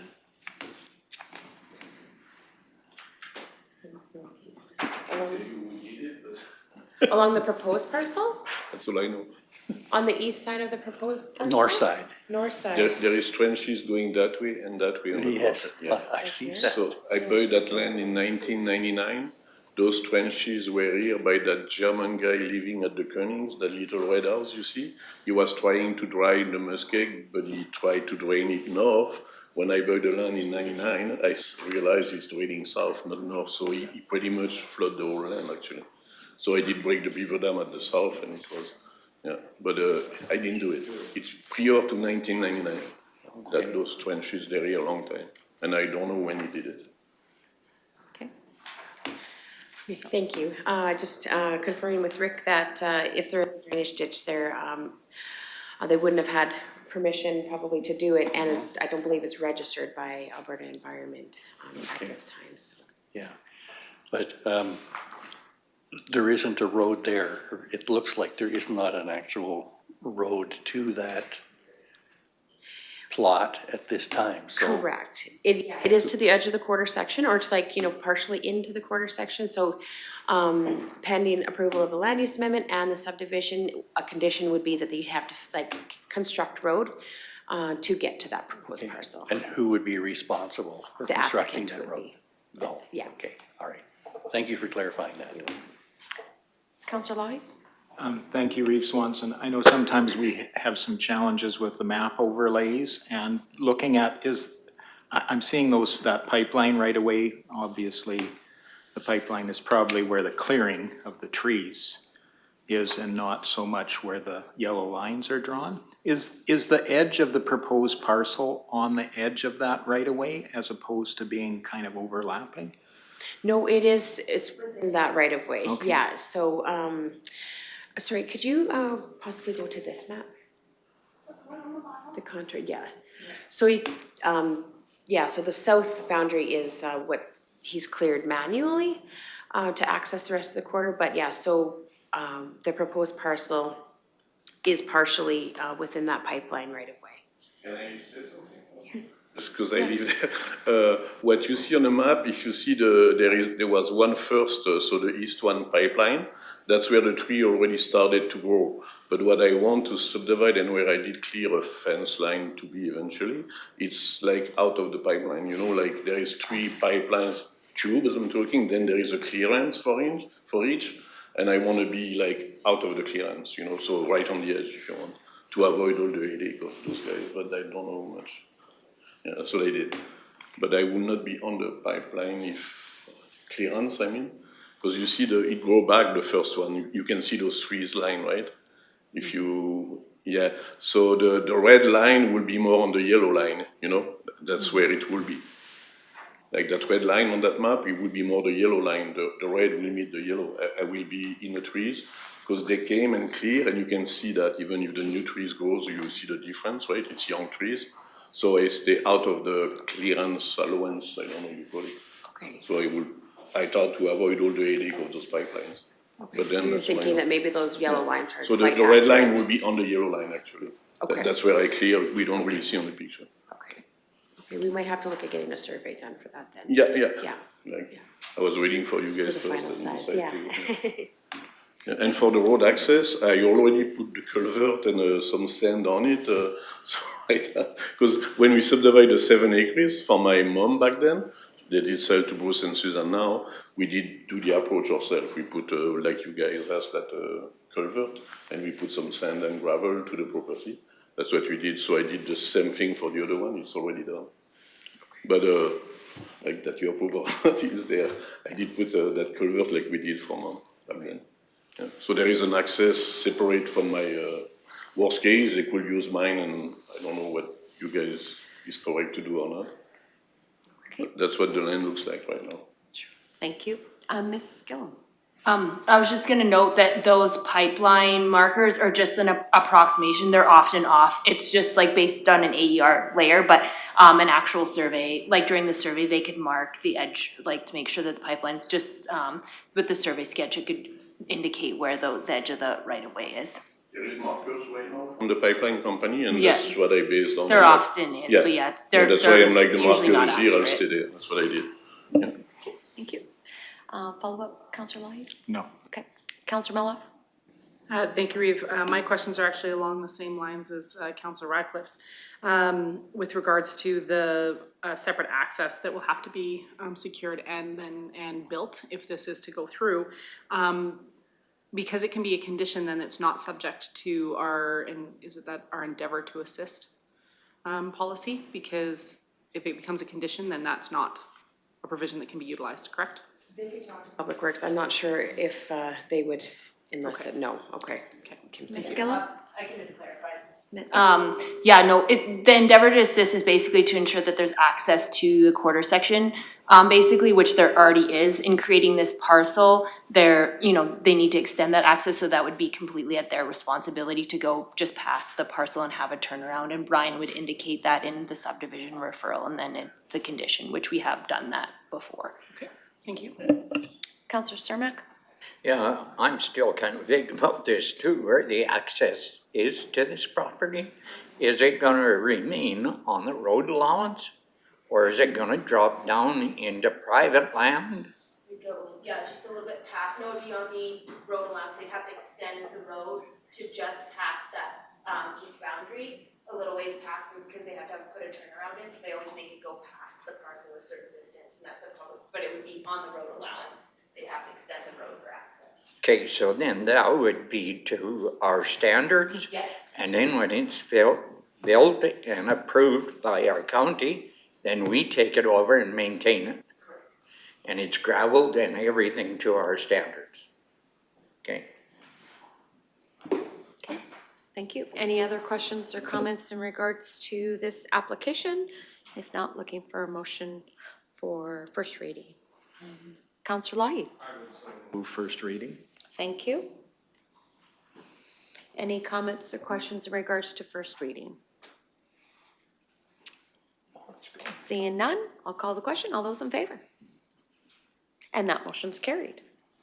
Thank you for coming in, and we'll see you at the public hearing. Thank you very much. Thank you. So that item has finished 5.7, and now we have a delegation section, but the delegates don't start till 11:30, so we're going to continue moving on to the new business section of 7.1, which is Ag and Community Services.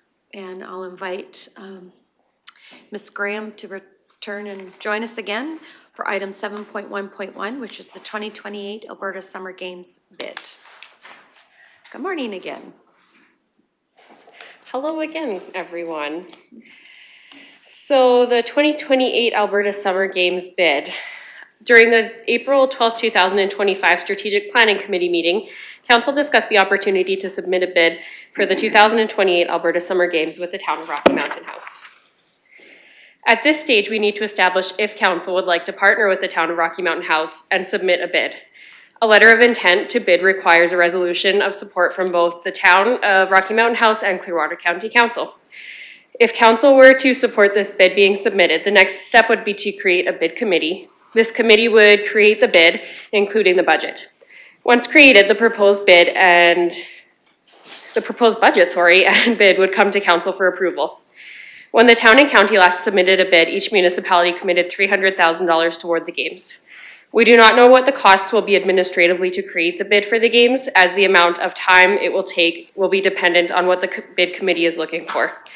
We still have the bid from 2023, which will cut down significantly on time, as a lot of research and efforts completed then are still relevant now, and would not have to be repeated. After discussions with the town, it will not be necessary to hire a consultant to complete this bid application. Attached are the outlines, once again, for you guys to review if you would like. That is all of my background. Okay, thank you. So, as being part of this bid committee last time and being part of other Alberta games, such as the Masters Games, I'm in favor of submitting a bid because at the end of the day, it shows the province that we're working towards. Even if we don't qualify, we keep on top of mind when we do future applications in going forward. It also is an excellent opportunity for our community to put in SIP grants to upgrade recreational facilities in our community, which benefits both the town and the county residents and going forward. So I've gone through this process already a couple of times, so I'll open the floor for any comments or questions or a motion. Councillor Northcott? I do have a question. If the bid was successful and we are able to host the events here, what's the financial contribution that would be required from Clearwater County to upgrade all the facilities to meet the requirements to host these games? Ms. Graham? So that information would come with the bid itself. We don't know at this time what the games will be chosen, where they will be, what will be required for upgrades. So that would be a part of the actual bid that would come to council for approval, and it would be discussed then. You can say no at that point too. So if it were to come and council were to say, this is too much money, we do not have the budget for this, you can say we're not going to submit the bid. Okay. Any other comments or questions? Councillor Cermak? Well, what did it cost for the last time we put in a bid in 2023 and we weren't successful? Do we have figures on what that costed to get to that stage? Ms. Graham? I dug into that and there was not a specific file on, I think because time is kind of put in here and there for it, it's not specifically allocated. We don't have a budget code for that specifically, and the town did not have a number either. So it would be not accurate compared to this time though, because that information is already there. So there doesn't have to be as much work done. Councillor Ratcliffe? Yeah, I just don't see it here right off. I was looking for the timeline to get the bid in. It's fairly short, isn't it? Yes. Ms. Graham? So the letter of intent would have to be submitted by June 30th. Bid committee would have to create the bid. The bid committee would be struck to create the bid, which would be due August 29th. So it's, Okay, there's a bit of time, but it's not a ton. all right. Thank you. Councillor Cermak? Sure, yeah. No? Okay, Councillor Mello? Thank you, Reeve. When we last debated this, it's no secret I was against submitting this bid. However, I do believe in the democratic process and I lost that vote. And I think that I would like to see Reeve Swanson be appointed to the Summer Games Committee as she has the experience of previous submissions. So I would make the motion that council appoint Reeve Swanson to the 2028 Alberta Summer Games Bid Committee.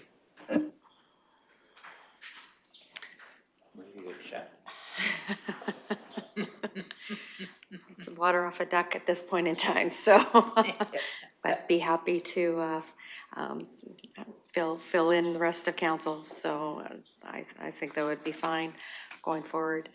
Any other comments or questions that you'd like to ask Councillor Gibson? Will it be a 50-50 split, or how does the funding work on that? In the past, it has been a 50-50 split.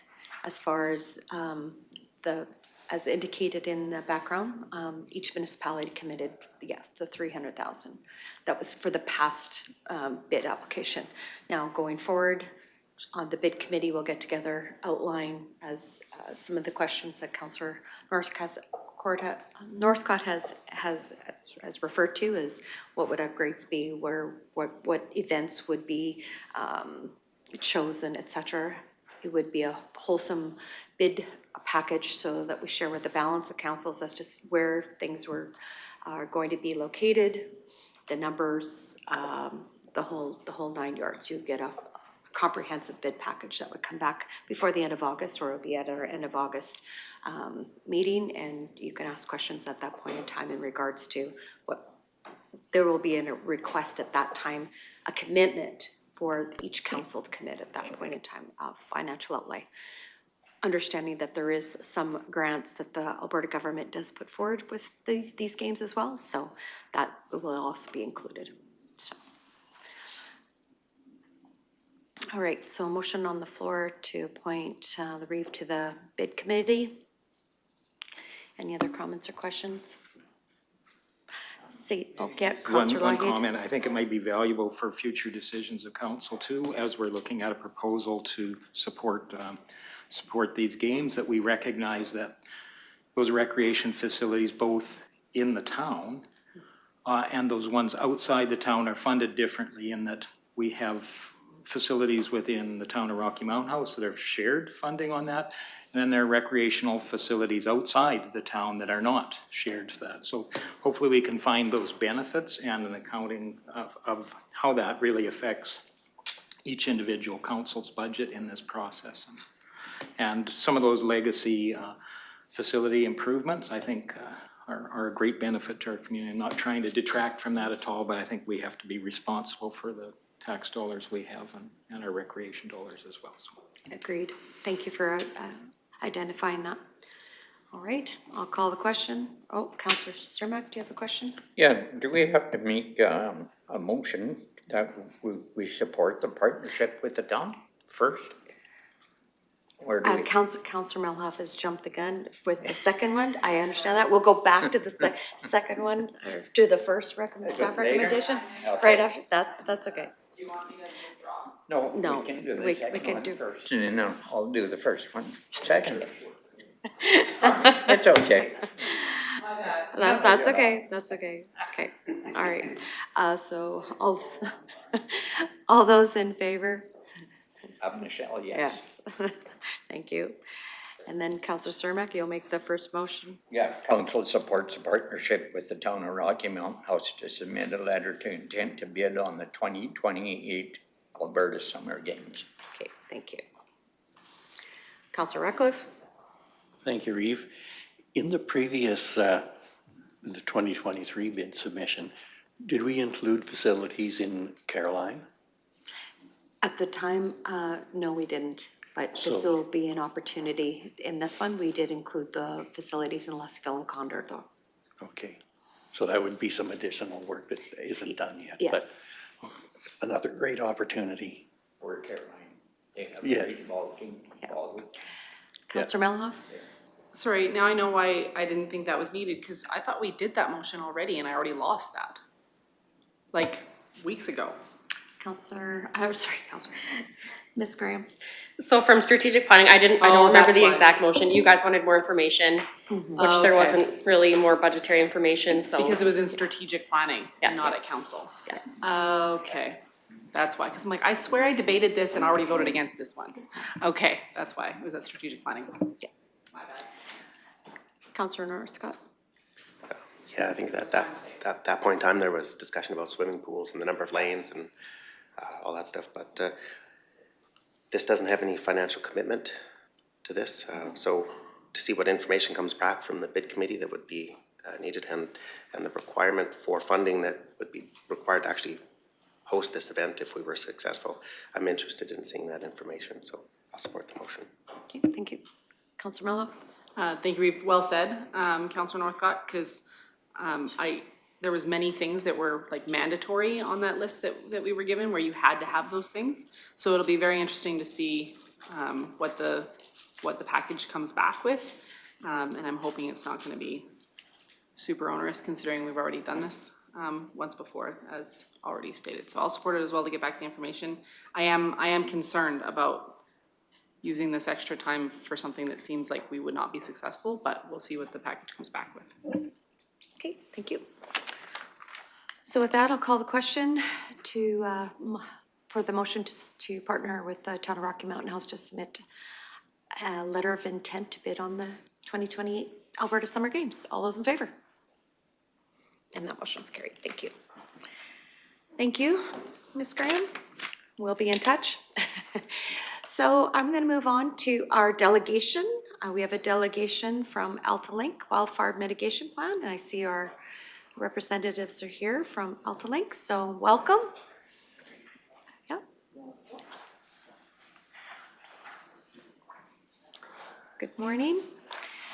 And before we get started, we'll just do a quick round of introductions, and I'll start with on my right here. Welcome, Jenny Melhoff, Councillor for Ward 1. Good morning, Darrell Lougheed, Councillor, Ward 3. Welcome, Brian Cermak, Councillor for Division 6. Good morning, Michelle Swanson, Reeve, And Counselor for Ward 7. Good morning, Jordan Northcott, Ward 4, Councillor. Good morning and welcome. Neil Ratcliffe, Councillor for Division 5. Good morning, Barbara Gibson, Councillor. Good morning, Rick Emmons, CAO. Okay. If you would mind introducing yourselves. Sure. So my name's Colin Harvey. I'm the Municipal and Community Relations Manager with AltaLink. And I'm Sean Reimer. I'm the manager of the wildfire program. Okay. And with us also today, just as a note, we have Chris Burt from Fortis as well, because with our wildfire mitigation program, Fortis is a big partner with us as our distribution provider, so he's here as well. Perfect, thank you. So with that, I believe there's a PowerPoint presentation, and nod to Jana and she will change the slides for you, and go ahead when you're ready. Great, thanks. Thank you, Reeve. Yeah, so thanks for having us out. So yeah, AltaLink wanted to come and present to council about our wildfire mitigation program. So I'll start just briefly, just a bit of an introduction of who AltaLink is, how we fit into the electrical industry, and then move into the wildfire program. So AltaLink is Alberta's largest transmission provider. So we're actually Canada's only transmission provider. So most companies who own transmission assets usually own some generation or the distribution side. We only own the transmission assets in our service territory. So our service territory on that map there is in that dark blue. So we were created in 2002 when TransAlta sold their regulated assets. So AltaLink purchased the transmission side of their business, and Fortis Alberta purchased the distribution side. So we share the same service territory. And we have so AltaLink has over 13,000 kilometers of transmission lines in that area, over 300 substations. And as you can see, we're in the largely more heavily populated area of the province and service the majority of Albertans. And we were purchased back in 2014 too by Berkshire Hathaway Energy, who currently owns us. So this diagram here just is a simple diagram showing the flow of power in the province, just to kind of show where AltaLink fits in. So starting on the left, we have our power generators in the province. So largely that's gas, wind, solar, or hydro. As they generate their electricity, they push their power up onto the transmission system, and that's where AltaLink fits in. So we operate our transmission lines between 69 kilovolts and 500 kilovolts. Just an important and interesting note, we don't actually own the power that goes down the transmission lines. We only own the facilities that move the power from the generators to wherever that electricity is needed. So that's what we do. So we move that power over to our substations where the power gets stepped down, and we move that onto the distribution side, which is where Fortis Alberta would come in. So Fortis are the ones that generally are the ones that physically connect your homes, businesses, farms, and some of the big industrials, and they move that power there. And then in between the distribution and consumers, you would have your retailers, so your Direct Energies or Easy Max or whoever you purchase your power from. So that's kind of where AltaLink fits into that process. So to speak to wildfires, so obviously wildfires have become more larger and more severe in the more recent future. So since 2023, there's been 2,200 fires reported in the province up to the end of last year. And in 2023, AltaLink actually saw our largest restoration effort to date. A lot of our infrastructure was damaged in the Drayton Valley and Edson fires that year. So we had to do a lot of effort to get those transmission lines back up and running. So in Alberta, generally less than 10% of fires are caused by electrical infrastructure, but as a company, we acknowledge that the risk still remains, and we take that quite seriously in making sure that the communities we serve are safe. So we've actually had a wildfire mitigation program since 2019, and we're an industry leader both in Canada and in Alberta in that realm. And as we've learned since 2019, we just continue to improve and enhance that program. So this is a great diagram that actually shows all the components that make up our wildfire mitigation program. So I'll go through each one around the circle here. We'll start in the bottom left and work our way around, and I'll just touch on each briefly. So the first one is we have our fire threat mapping. So we have worked with a third-party fire expert who's helped map our entire network, so all 13,000 kilometers of lines. And through that modeling, we identify areas that are considered high-risk fire areas. meaning that if a fire did ignite from the transmission line in those areas, there's just greater potential for a more severe fire than in other areas. So that really helps us focus where we put a lot of our effort from a wildfire mitigation planning as we move forward. The next is that wildfire risk reduction program. So what that essentially is we're hardening our assets. So there's a few things we're doing with that. So we're replacing the insulators, which are those kind of cone-shaped strings that hold the wires to the structure. We're replacing older versions of those with newer insulators. And in some of those areas as well, we'll remove the wood cross arms and replace those with wood with steel or fiberglass, just because those can be a source of ignition. So we're just taking that away in those areas as well. We have enhanced situational awareness. So part of that is we work with third parties with having weather stations. We also have put in up to 17 weather stations ourselves up to the end of last year in areas where there weren't any publicly available ones. As well as we've added cameras in some select areas to get that real-time weather situation. And then daily, we work with that same fire expert who provides us a fire weather forecast. And so we're able to, it allows us to kind of see what's going on across our network and be able to make operational changes based on what the fire weather is doing throughout our entire service area. So we do receive those daily. We also have expanded preparedness. So a big step we did with that last year was we reached out to all the municipalities in our service territory and asked for emergency contact information from everybody to help better align our communication strategies with those of our municipalities. So we were able to do that. We also, through that program, also created a new position called he's our emergency response program manager. His name's Brian Kelly, who couldn't be here with me today, unfortunately, but he's our one-stop shop for folks if they do have emergency response coordination needs. He would be the contact for that, so AltaLink's put that in place as well. We have incremental operational practices, so in those HRFA areas, we've increased our patrols and surveys in those areas to make sure the vegetation along those right-of-ways are suitable, and if not, then we get in there and we clean up that vegetation in those areas. We also inspect our transmission lines more frequently in those areas as well, just to make sure that they're in tip-top shape and removing the risks if any are identified. On the extreme risk days, we have these enhanced operational practices, which what that is at our substations, we have these pieces of equipment called auto reclosers. So if there's a fault on the line, those auto reclosers try and re-energize the line right away so we can maintain and provide service. And what we do during on those extreme risk days is we actually turn those off. So the line can't re-energize right away, and we'll get a crew out there to inspect that line during those extreme fire days to make sure the line's in good repair. There's nothing leaning on the line like a tree or anything fell on it that caused that fault before we re-energize that line. And then last but not least is our last resort public safety power shutoff. Next one, Jim. And so, as I said, this is our last resort. We are a power company. We take a lot of pride in making sure we keep the power on for Albertans. So the last thing we want to do is turn the power off. It kind of goes against who we are. But if the fire weather is extreme enough and dangerous enough that we feel that there's a risk to the communities, we may look to proactively turn the transmission lines off in those areas to remove the risk of fire from the transmission lines.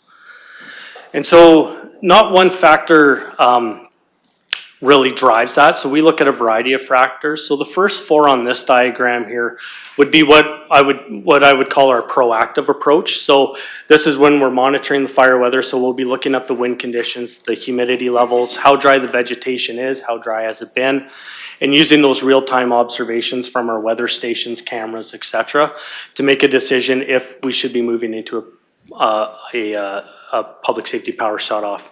The last one is more of a reactive public safety power shutoff, where if a fire does ignite close to one of our lines, we may also look to proactively turn that line off so that if anything was to hit the line ahead of the fire, we're not further in the spread of that fire moving forward. So we actually did that more recently up in the Sturgeon County during their fire. We were monitoring it near Boyle when that was happening, but we decided not to turn the lines off there, but we did in Sturgeon County, so. So this kind of just shows the process of what it would look like from a kind of the proactive public safety power shut off and how the process works. So starting on the left, so we're always monitoring the conditions, as I've mentioned. Once we start seeing that the weather thresholds are getting close, we move into a PSPS watch at AltaLink, which just gives us a heightened sense of operational awareness. Once the thresholds that we've identified in the area have been confirmed and are met, we move into our PSPS protocols and start getting ready to turn the power off. A step in there, and I have another slide here that provides a little bit more detail, is we start communicating with folks. So that's at that point, we'll be letting the municipalities know that may be affected by the power shutoff, as well as our distribution partners, largely Fortis, to ensure that they know that this is coming so that everyone can plan and be ready for it. Up to the day we actually turn the power off. And then once the power is off, the power would remain off till we see those weather thresholds go below the thresholds, and at that point we would look to start energizing the transmission line. The challenge with that is that because the line's been off, we can't just flick it on right away because we don't have any information to know what condition the line is in. So we do have to get out there and monitor and go survey that line and make sure it's in good repair and is okay to energize. So the power could be off for a matter of hours. It could be off for days if we do find something like the line is damaged and we do actually need to get in there and fix something. So we always tell people to be prepared for 72 hours in this situation. Our goal is to get it on as fast as possible, but it just may take longer. So that would take us right back up to where we turn the power back on and we would go back to monitoring those conditions. I have a question here Sure. for Councillor Milhoff. Oh, yes. Thank you, Reeve. Crossover conditions are happening earlier and earlier and earlier. So this is great that you guys are having some proactive mitigation. That's fabulous. However, in communities like Nordegg, where there isn't a loop line, like they don't really have a secondary option, how are you ensuring that firefighting operations can still continue? All of those pumps, all of the, like everything needed for structural protection in our WUI teams, how are you ensuring that they still have power in which to continue those operations? Because that's going to be a huge problem if they can't pump out of the water water wells in order to have firefighting operations continue. Yeah, and so we would understand that through that communication we'd start having with the municipalities. So the challenge with that is if we do feel it's in the best interest of the community to turn the power off, we still would look to turn that power off during that time. So we would have to work with the municipality on how that looks. Also, and Nordegg is sure with the radial, that is a little bit different. There are sometimes things Fortis can do on their side that even though we might turn our transmission line off, there might be ways they can backfeed through their distribution system and still provide power. But again, it would be a conversation we would be having with the communities during that time, as well as Fortis, to see what our options are during that time. Thank you. Councillor Lawton. That just sparks a question maybe for administration. Sorry. Administration, we know that certain facilities within the hamlet of Nordegg have backup power generation. Does that include the water supply as well? I know the sewer and the fire station do, but. It does not. Okay. We don't have any systems there for the water or wastewater. Wastewater we do. Okay. Sorry, wastewater has the generator, water does not. Okay. Thank you. Simply because there's other alternatives. Okay.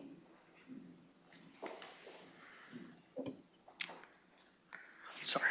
No, that's okay. Just Take your taking time. some notes while we're. That's perfect. That's all right. That's all good. All right. Oh, sorry. Next. No, that's good. No, I appreciate it. Thank you.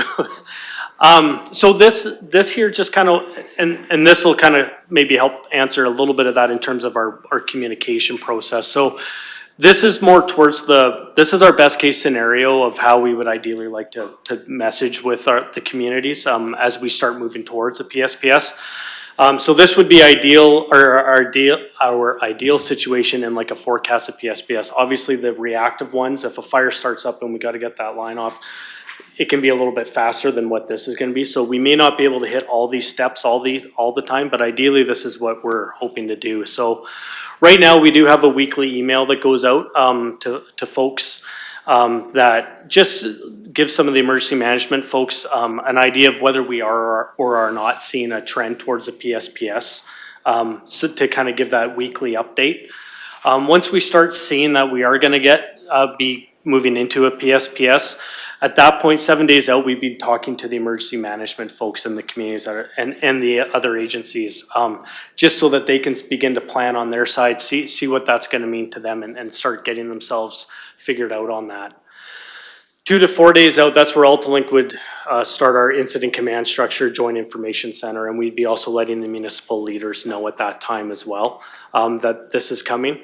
And then 2 to 4 days out, that's where we would start to notify the public as well, jointly with those other information officers as well, and working with the municipalities to get that information out. Right up to the day we turn the power off, we'll keep those communications and notifications coming so everyone's aware of what's happening. Right up to when we start to look at re-energization. So we'll be able to let people know how that's progressing, what we're seeing out there, whether we do need to do repairs or not, and kind of give an idea of when we do think that power is going to be able to come back on. So again, just trying to keep everybody as informed as possible during that situation. Yeah, sorry, yeah, thanks. So this is just a quick picture of just the Clearwater County here, and the blue lines so the light blue is obviously the boundary there, and then the dark blue lines and squares are our transmission lines and substations in the area.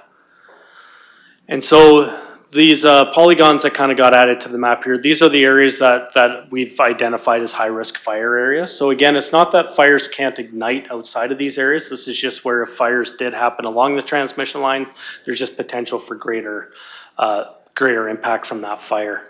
And then in that box there, that kind of shows what we're looking at when we're looking at PSPS conditions. So what we're looking at is when we hit a fire weather index of greater than 60, and wind gusts greater than 60. So there are times where you may have one but not the other, but we're looking, they have to come together before we would do the PSPS. So. And so AltaLink has been very active too in trying to message this out to the communities where we would be looking to do a PSPS. So this shows some of the information we've put out there. So starting back in March, we did this last year as well in the forest protection area, kind of in that August, September, but we did it again here in March. So this is some of the information we put out. So in this area, we ran newspaper ads, we had radio ads, that happened throughout the first couple of weeks of March, and we continue to do social media ads. So you may see these placards come across your Facebook page or whatever your social media is. So it just kind of gives people information that we have a wildfire mitigation program, that there's a public safety power shut off, and where they can go to get more of that information. So we are doing our best to make sure people are aware and are provided this information as best as possible. And then just to briefly touch on the contact information. So as the Municipal Community Relations Manager, I'm your contact for council and for administration. If you have any general questions or any concerns with AltaLink transmission system, anything like that, I'd be your contact. Brian Kelly is our emergency response program manager. He's really responsible for that response planning coordination. So if the municipality was looking at doing tabletops or anything like that, he would be the contact for that to help coordinate with that, as him and I kind of cross a little bit in our responsibilities. And that's my presentation. So it'd be thank you for the questions already, but be happy to take any more questions you may have. Yeah, no, thank you very much, and timely, and like as you mentioned before, Sturgeon County has already had a fire already this spring, and I mean, we've been fortunate with getting some of the wet weather the last few weeks, so it's kind of nice that way, but yeah, it's never a given with everything that's going on, and most fires are human caused, so it's not necessarily the power line in and of itself that is caused. So thank you for the presentation. Councillor Melho. Thank you, Reeve. This is actually more for my own curiosity. With the ruggedness of our backcountry, how are you able to actually get rid of the vegetation issues within within your right-of-ways? Because some of that stuff you guys have to put in with helicopter in the first place. So then how are you mitigating the vegetation concerns? Do you want me to? You can Sure. take a stab. So our vegetation, so largely that's all gonna be accessed by land. So we do have equipment for the guys to get down the line with quads or whatnot. So it's tree removal. We've flown all of our lines with LiDAR too. So that LiDAR has helped us model our transmission lines and see where the problem trees and stuff are. So we have a targeted approach where those crews are able to get in there. So whether that's dropping them off by helicopter, if that's what has to happen, or we're walking down the line or quadding as best we can to get in there. So You guys try to do your lines annually or semi-annually or? we fly our lines and I think it's annually, right? We Inspect, we inspect them annually. Yeah. So yeah. Cool. And Yeah. then again, we do it I think twice a year in those HRFA areas. So that's where we're increasing the number of inspections in those areas. So, Awesome. Thanks. yeah.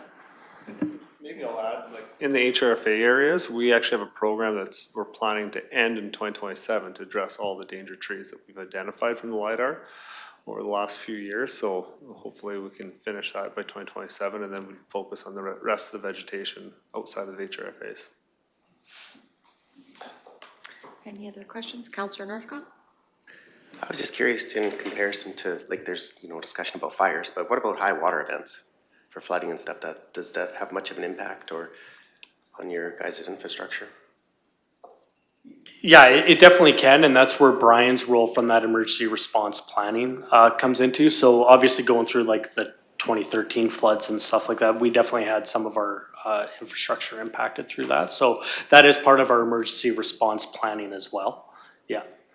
Okay, I was just wondering which one's more severe. I guess would depend. Which one? It would depend on the size of the fire, or the size of the flood, or the amount of rain. I suppose it would all be.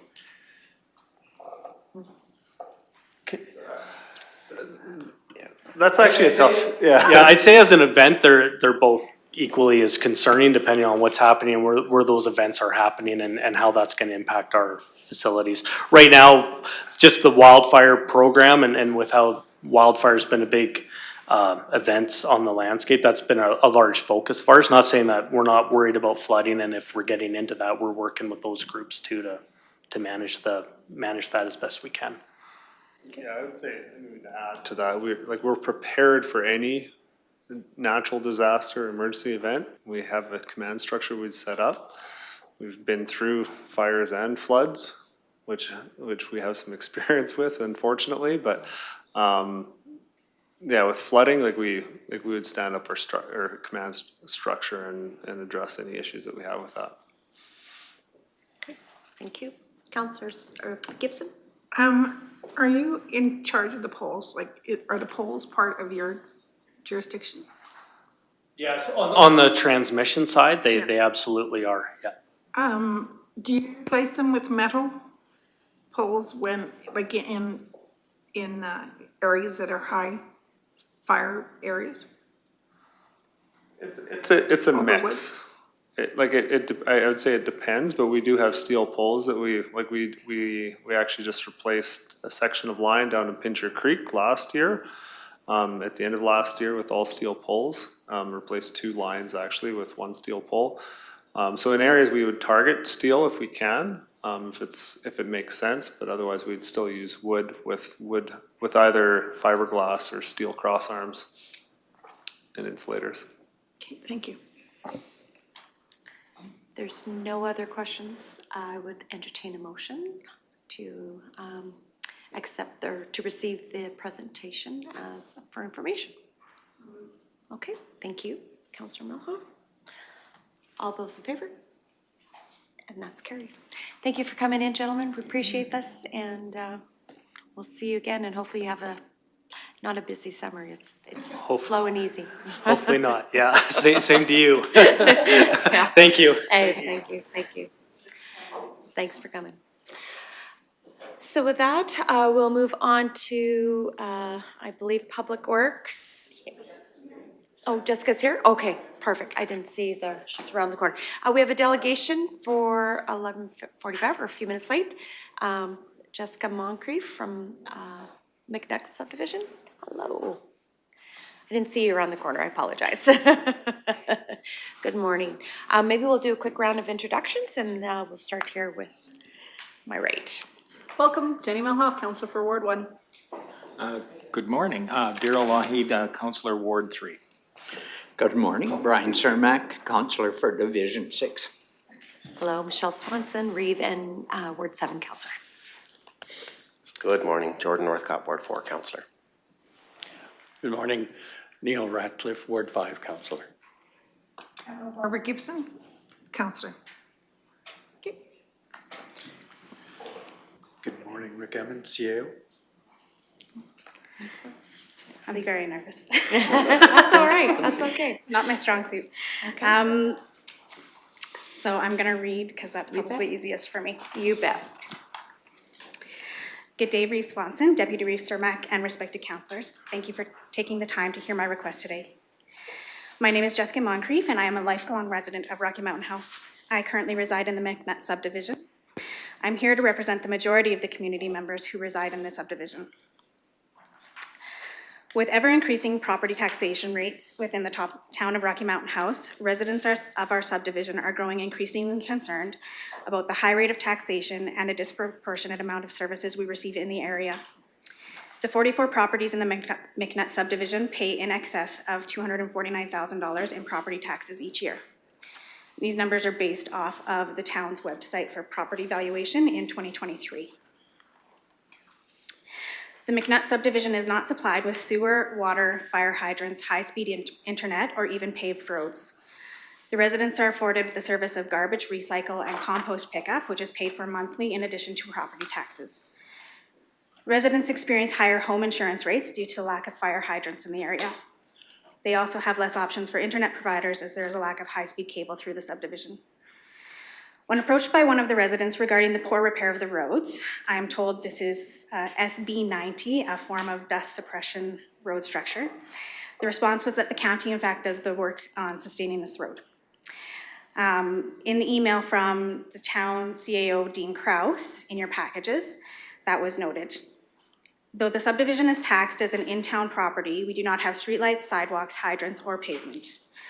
The notion was brought forward that if the residents indeed wanted properly paved roads, this would be done as a local improvement tax. This, in your packages under the history tab, under myth busting, we note that the cost to each resident would be an additional $2,000 per year for the next 25 years, in addition to their existing property taxes. On September 4th, 2024, a town hall was conducted to discuss the disproportionate tax rate in comparison to the services the residents of the McNutt subdivision receive. The main question was, can the subdivision have a subclass? The document provided, titled History, showed a comparison of a low-density rural area, which had 24 homes in the same span as what McNutt has 6. This is not comparable, to say the least. McNutt is a unique area which affords the residents with acreage parcels and close proximity to town. In all honesty, the proximity to town was the draw for myself. As a registered nurse being on call and needing to respond to the hospital swiftly in the event of an emergency C-section, I felt a responsibility to my community to stay within a short responding distance. Minutes can mean lives in my job, as well as for the firefighters and police officer that reside in the subdivision.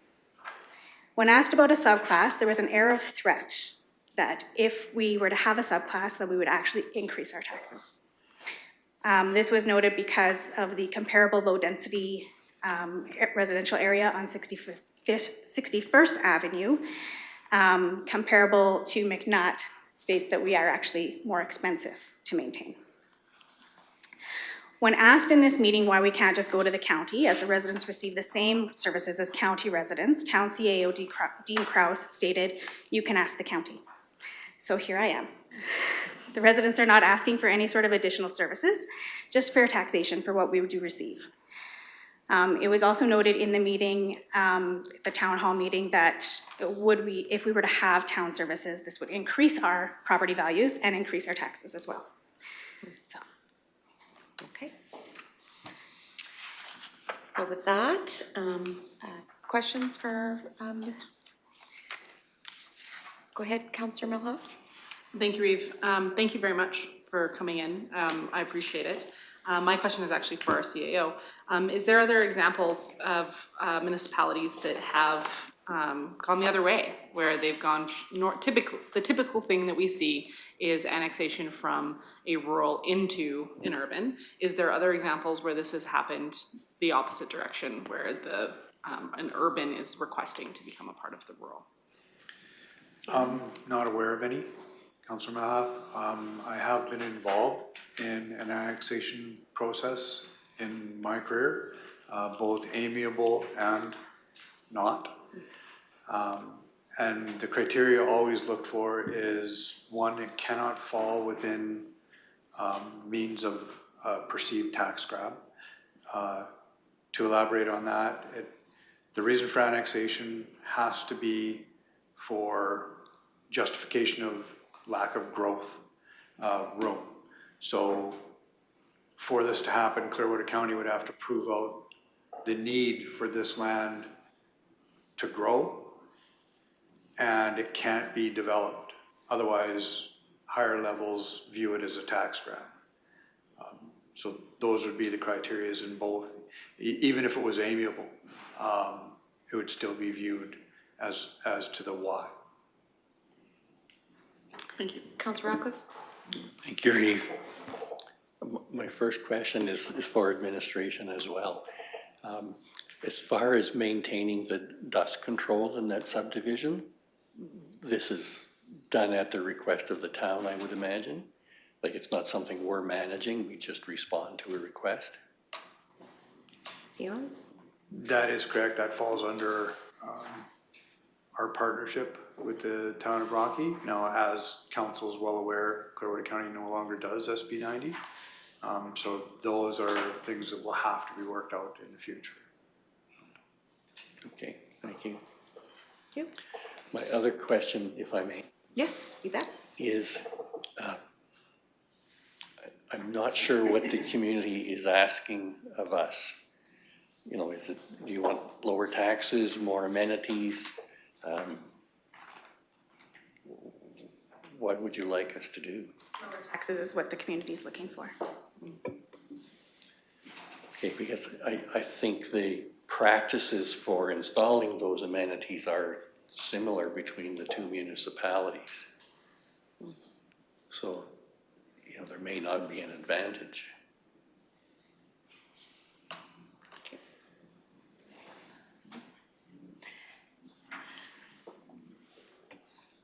I can, thank you for your presentation and understanding that it is a deep history here from, this is going back to 1981, so this is actually not a,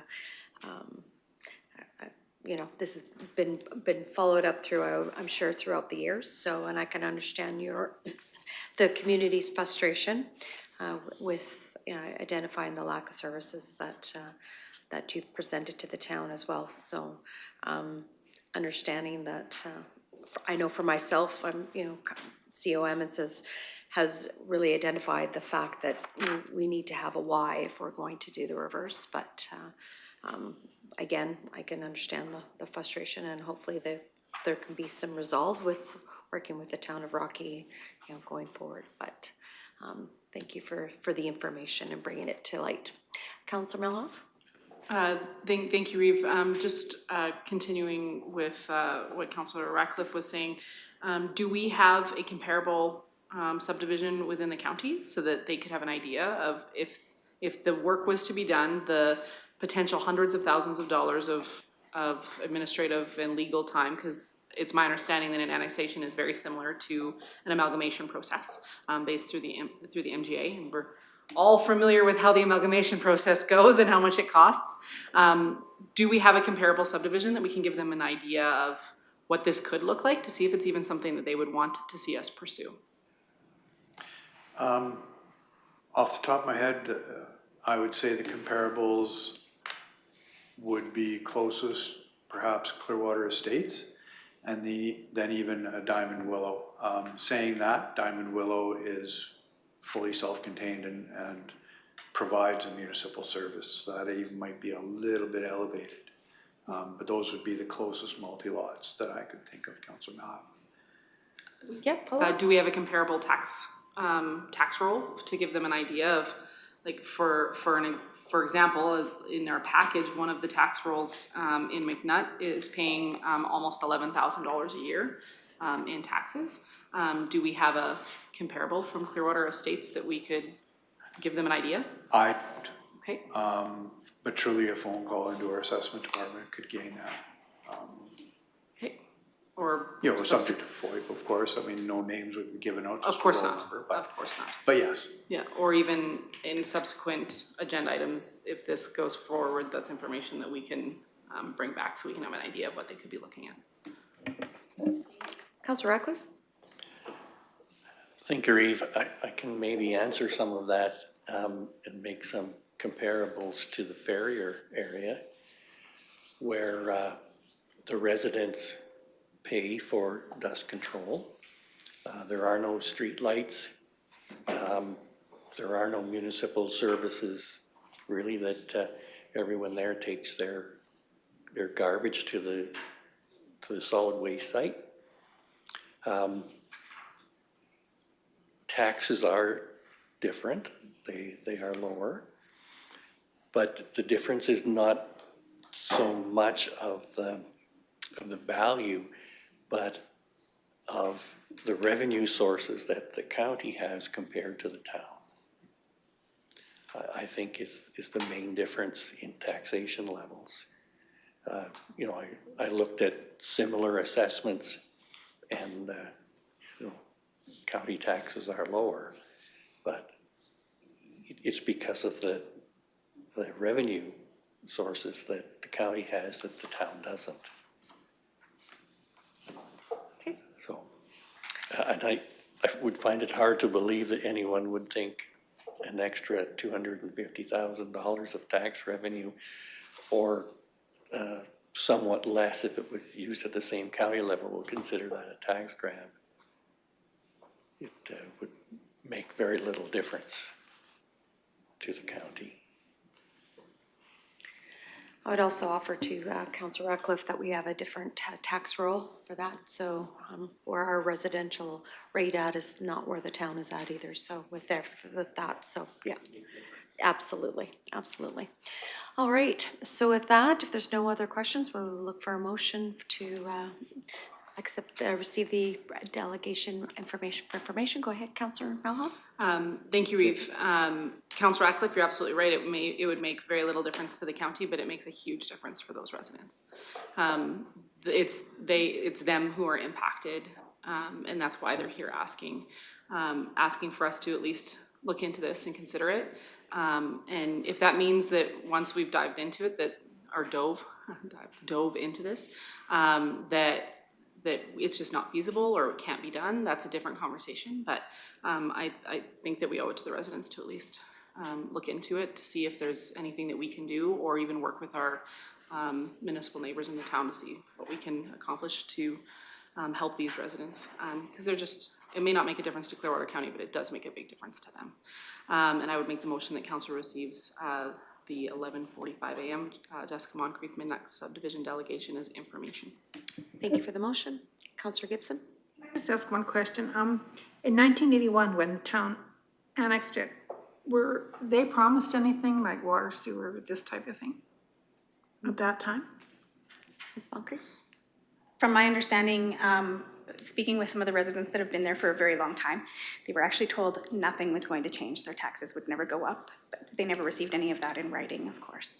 They didn't want any extra services. They were happy to stay as is. I believe the reason for annexation into the town originally was so that the person that owned the property to begin with could subdivide into lots. Okay, thank you. Thank you. All right, so motion on the floor. Any other questions? Seeing none, I'll call the question. All those in favor? Proceed for information. And that motion's carried. Thank you. Thank you for coming in today and sharing this. You bet. Thank you. So with that, we will take a break for lunch, and we'll break for 12:45, please.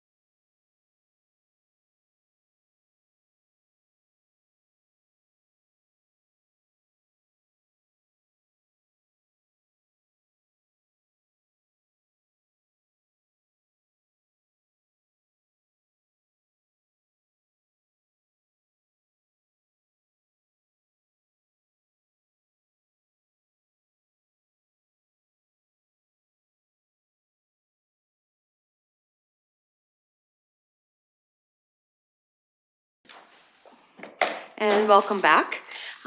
We are continuing on with our agenda for May 27th. We are at the new business. It's item 7.2.1, which is the 2025 contractor equipment rate review.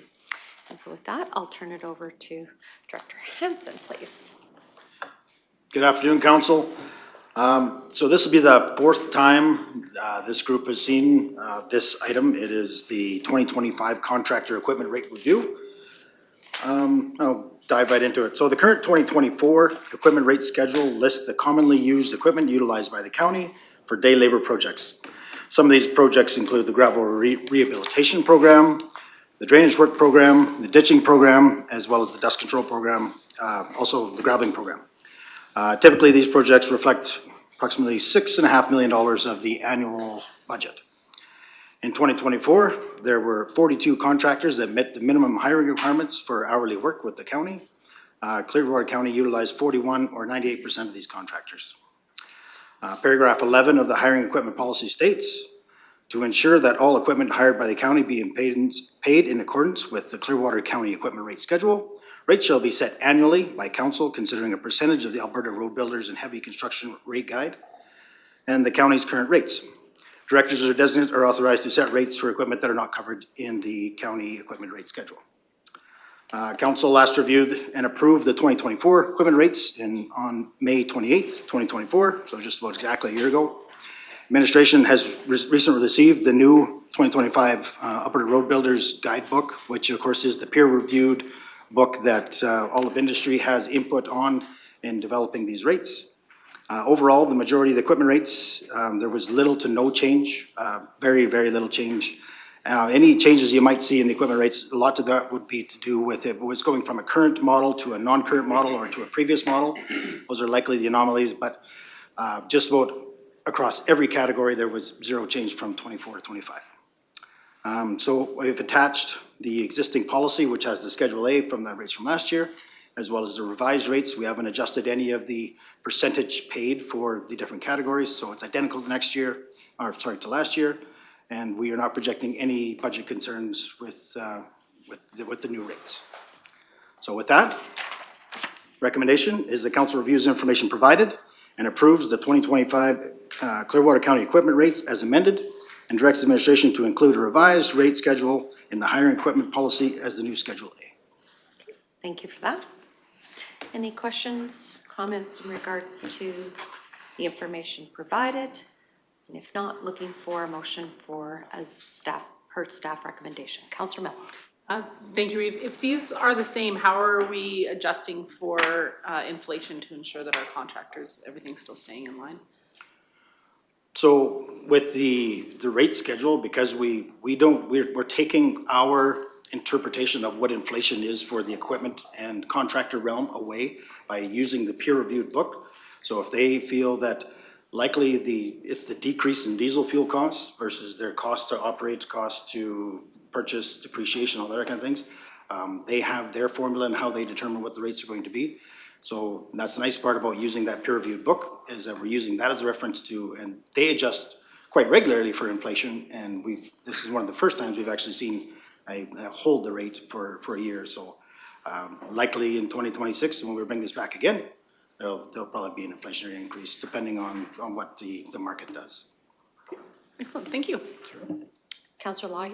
Thank you. And you mentioned the fuel rates. This year, we're not considering an additional top-up for the rates based on any increases of cost. No, that's correct. So the policy does allow for us to, of course, we monitor a 12 months worth of fuel. And of course, if there's a large jump or fluctuation, that's done administratively, and we're not anticipating a fuel index increase this year. Thank you. Yeah. Okay. Any other questions or comments? Councillor Mello? Thank you. I would move that council approves the 2025 Clearwater County equipment rates as presented. Thank you. Any other comments, questions on that motion? Seeing none, I'll call the question. All those in favor? The motion's carried. Thank you. Now moving on to 7.2.2, which is the main administration building elevator replacement. Yes, well, yeah, Again. this was a surprise. Yes and no, I guess. So the main administration building elevator was installed in 2003, and it's required to be inspected annually. That is, it's the inspector, I can't remember the acronym exactly, but it has a building code requirement. It's the same inspection agency that does recreation rides for rodeos and special events of that. So since 2015, we've actually had a contract with Severia Lifts Limited. They perform routine maintenance on this lift 2 times per year. So we've been diligent in our maintenance. Unfortunately, it's basically come to end of life. The parts are getting incredibly hard to source.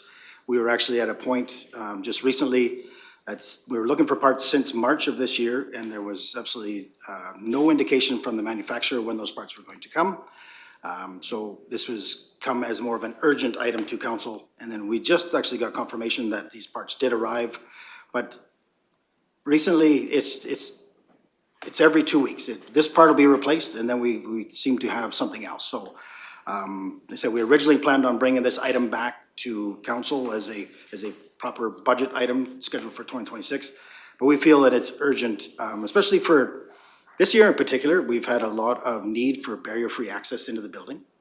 We do have the wheelchair ramp that's directly west, but it has to be, arrangements has to be made with the front office because there's access management on the door, as well as that wheelchair ramp is narrow and hazardous in itself. It was built for code for the day, but it wouldn't be constructed like that today. And of course, with this building not being at ground level, you know, we have to have some type of assistance to deal with this access management. So we do have the new parts on order, and I think it's scheduled for the end of this week. So we're going to hopefully have that lift back operational again. But unfortunately, it's just really a matter of time. It's just the parts seem to be harder and harder to get, and just one thing after the other. So with that, we have Severia Lifts has provided Clearwater County with a quote for a replacement cost of an elevator, $51,670. This includes utilizing existing doors. So the existing doors are actually built into the certain level. So it's not like we're cheaping out and buying an elevator when using our old doors. This is kind of the framework that comes on each floor, and they are in decent shape. So it is worth utilizing those doors and then just having the lift and the lift system there upgraded. So we're recommending that we establish a budget of $60,000 to deal with any other incidentals that we might come across with the install. Any other third-party costs. Delivery is expected between the next 4 to 6 weeks. I'd love to make sure there's no supply issues there. I'm sure they're not built locally there, so that's, when I say 4 to 6 weeks, I'm going to be conservative. So with that, the recommendation would be that council approves reallocating $60,000 from contingency, and our corporate services team there has assured us that there is enough money in the contingency for this year. So that council approves reallocating $60,000 from contingency to the Public Works capital budget for the replacement of the main administration building elevator. Thank you. Councillor Lloyd? Thank you. It seems like a totally appropriate recommendation. I never want to hear that Clearwater County's elevator doesn't go to the top. So I would make the motion that council approves reallocating $60,000 for replacement of the elevator. Thank you. Any other comments or questions? Councillor Ratcliffe? Yes, thank you. As far as the installed base of these type of elevators, you know, where does this rate? As the availability of parts is usually related to the number of installed units. Are you asking me how many of these units have been installed? Yes, or if there is another brand that has a larger market share. This is the one that was recommended to us by our contractor. It's common for this type of application. Of course, if you go in the Westin Hotel, for example, those are a totally different system, and those aren't $50,000 systems either, right? Actually, I was pleasantly surprised that the cost of elevators are even though they don't look complex, everything about them costs a lot of money, including the annual inspection. So This was the price that we got from, and the recommendation we got from our service provider. Okay. Counselor Gibson. What's the warranty on this elevator? Like how many years? I'm not sure off the top of my head. I believe it would probably be included in the report or in the attachment. I'm sure it would be a standard warranty. That could be. Thank you. Counselor Cermak. How long does it take to install this? Just a couple days? I've never installed one, so I don't know. I don't have a lot of experience with elevators. I'm trusting the experts there, and being that it's a similar unit to what we have, I wouldn't expect that it'd be more than a couple of days. Okay, thanks. Okay, motion's on the floor. Any other comments or questions in regards to the motion? Seeing none, I'll call the question. All those in favor? And that motion's carried. Thank you. Perfect, thank you. All right, moving down into the report section. We're at item 8.1, which is the CAO report. And I will turn it over to CAO Emmons for his report, please. Thank you, Reeve Swanson. Good afternoon, Council. The May 27th, 2025 CAO report. The Clearwater County public hearings go virtual. Public hearings are an opportunity for people who are affected by projects or proposals to address Clearwater County Council during their regular council meetings. Public hearings are required by the municipal government through the Municipal Government Act as part of the adoption or amendment process for statutory plans, the Clearwater County Land Use Bylaw, or as necessary. Public hearing participants can now speak in favor or in opposition to a bylaw by joining the hearing online. Participants can go onto the Clearwater County website, register for the public hearing they wish to attend by visiting public notices page. The meeting for future twinning of Highway 11, an information session will be held to discuss a study investigating the potential future twinning of Highway 11 through the town of Rocky Mountain House. This information session will review the study process and objectives, provide a recap of what was heard during the November 2024 sessions, and present the preferred plan. Feedback is important. Please plan to attend. It is to be tomorrow, May 28th, from 4 to 8 p.m. at the Lou Soppet Center. The information session is a drop-in format. There will be no formal presentation. For further information, please visit the link attached. RMA webinars on high priority advocacy issues. In the coming weeks, RMA will host a series of members-only webinars providing updates and opportunities for questions, discussion on several high priority advocacy issues. The webinars will be open to elected officials and staff from full RMA member municipalities. The webinars will be open to elected officials, as I stated, on Wednesday, June 4th from 1 to 2:30, Monday, June 16th from 2 to 3:30. On the 4th, the issue is assessment model review. On the 16th is the unpaid tax advocacy and Bill 49. Alberta Municipalities Summer Municipal Leaders Caucus. Registration is now open for 4 Alberta municipalities.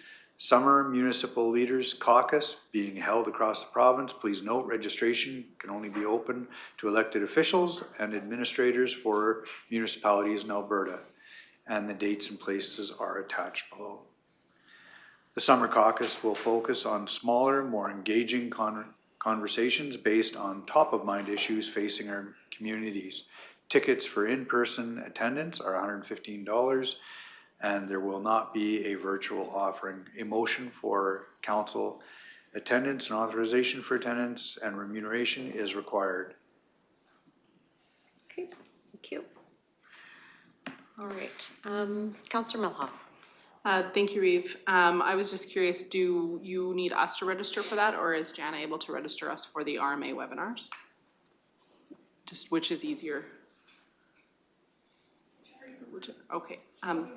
Yeah, I'll email you then. Awesome. Thank you. Any other questions or comments? Councillor Cermak? Yeah, I have a comment about the public hearing going for virtual. We've been doing that for 2 meetings now, right? How many people have joined virtually since we started? And what's the cost for having an extra person sitting in here to control all of this and look after it? See you, Emmons? I jumped. Thank you, Councillor Cermak. So yeah, today is the second meeting. We haven't had any attendance so far. Fairly new in the line. As you noted, it does require another individual to come in. So the cost would be accordingly. When it's staff, for me, it's more about what they're not doing if they're doing this. It's about council's priorities. So it really is an additional staff.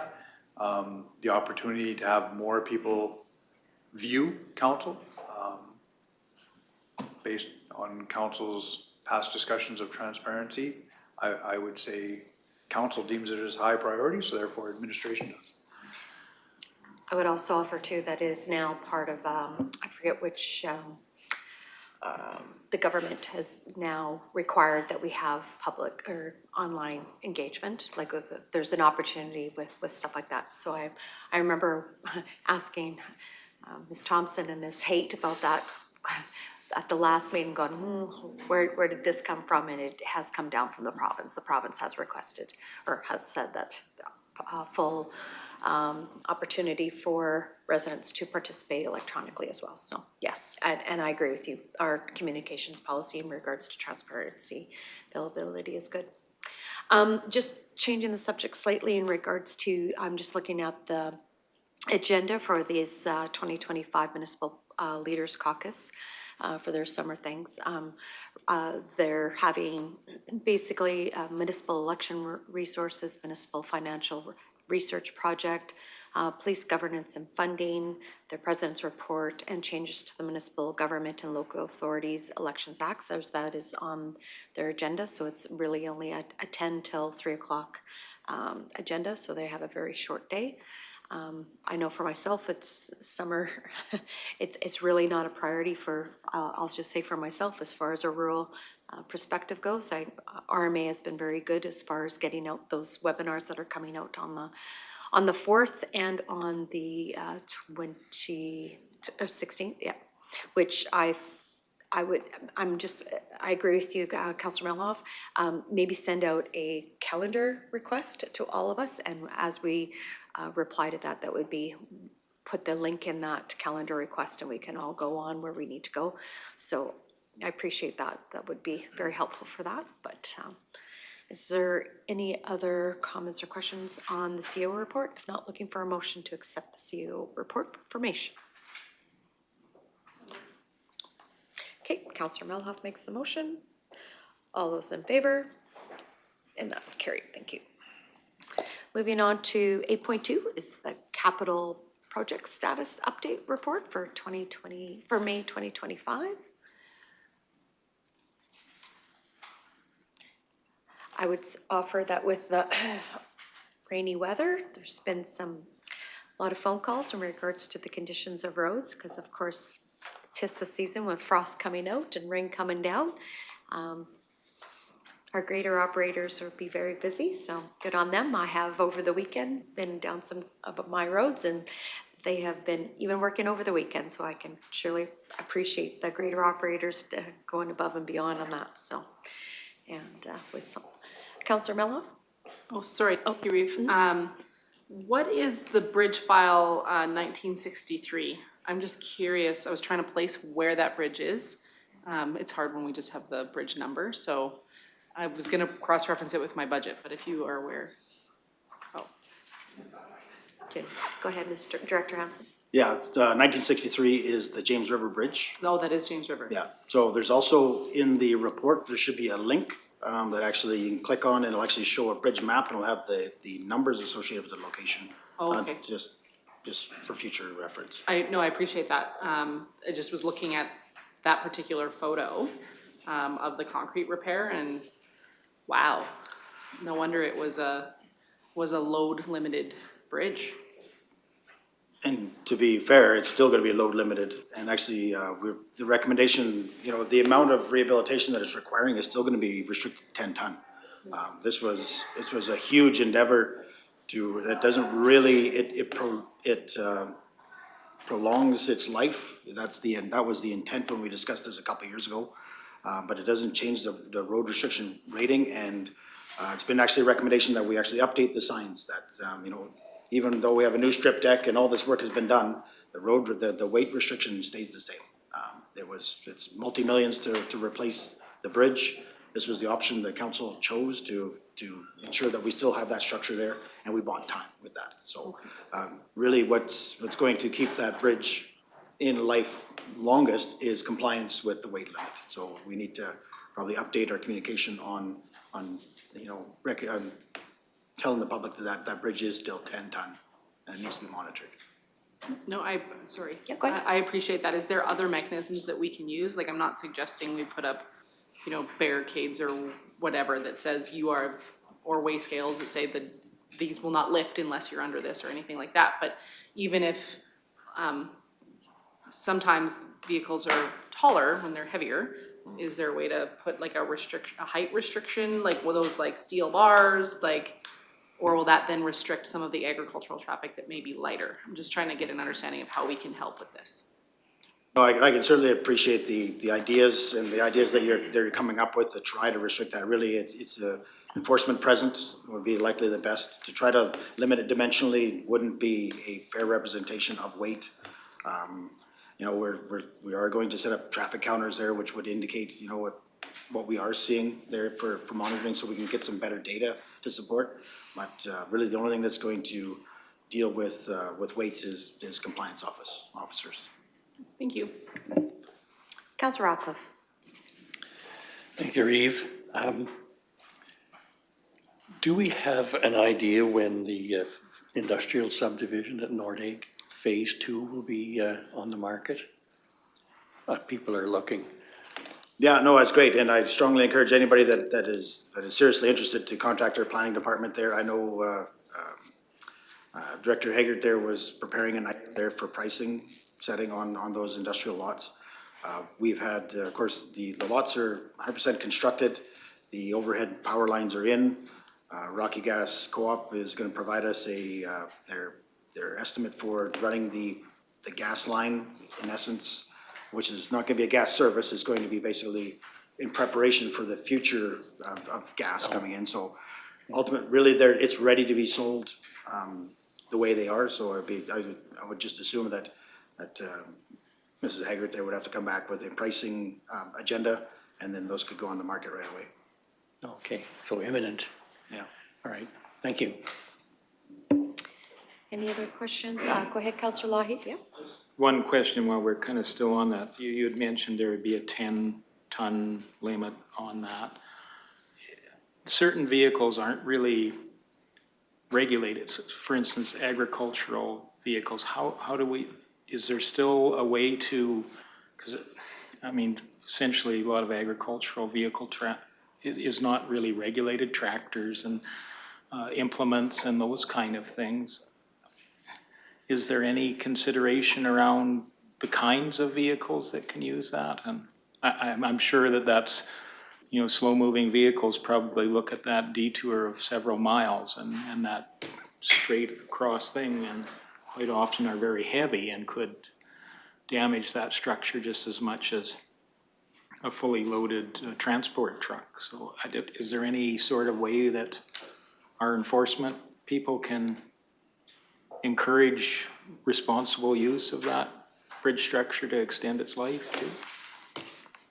Yeah, I think it really boils down to a heavier presence in there, and then communication. We know that there are exemptions that come with agriculture, but unfortunately, even when we say 10 ton, of course there is a safety factor. Really, we know that there are overweights on all of our infrastructure at some given time. What it does is just speeds up that degradation. So I think I wouldn't see it a frequent agricultural use that would, but possibly could. There's other bridges that we've seen that have been in really good shape, then all of a sudden during the harvest, then all of a sudden we have a failed bridge. So it does happen, even on legal bridges there, but that's why we need to continue to invest in our bridge infrastructure. It's so important that we look at these at every opportunity, and James River Bridge, there's been so much discussion around that, but that there was a great case for and against. So this was the option that was taken, knowing that it was going to be still restricted. And yeah, we're just going to have more of a presence there, and as well as, like say, maybe additional signage with education opportunity to you know, I'd hate to, if it's abused and lost, perhaps the next council will not invest in that bridge and restore it. Thank you. Thank you. Councillor Ratcliffe? Thank you. One more for Nordegg. I noticed that for the Nordegg Cemetery, phase one, the projected cost is appreciatively lower than it was originally estimated. Is that for the same scope of work? Yes, I'm going to say yes and no. There's different estimating methods used by architects in Vancouver compared to our local talent that we have for an engineering perspective when it comes to looking at what the work needs to be done. I don't recall exactly. I know Matt was the one that was presenting the plan in itself, but we're meeting the scope of phase one as it was presented to council. But there again, the estimates that were provided by the architect were quite conservative, I guess, and it is going to be a multi-year project. But yeah, we are, and we got some competitive pricing as well. When we put it out to tender, we had same contractor that did the Lestonville Recreation Area as the contractor that's doing the cemetery. They're competitive pricing and they provided a competitive price, and we know for a fact they do really good work. So we're happy to see some cost savings in some of our projects for sure. But the scope of work wasn't reduced? Not from the last time that it was presented to council. Yeah, okay, terrific. Thank you. Thank you. So if there's no other further comments or questions, we'd be looking for a motion to accept the capital project status update report as presented. Councillor Cermak, all those in favor? And that motion's carried. Thank you. Moving on to, I'll just say item 8.3, 8.4, 8.5, which is the Rocky Rimby Sundry RCMP Q4 Community and Provincial Status Reports. Any other comments or questions on those? And I'm just going to make one motion for all three. If someone would like to do that. Sure. Okay, Councillor Ratcliffe will make a motion to accept those reports as information. All those in favor? And that motion's carried. Thank you. Moving on now to 8.6, which is council verbal reports. And we'll start over with Division 1, please. Sounds great. Thank you, Reeve.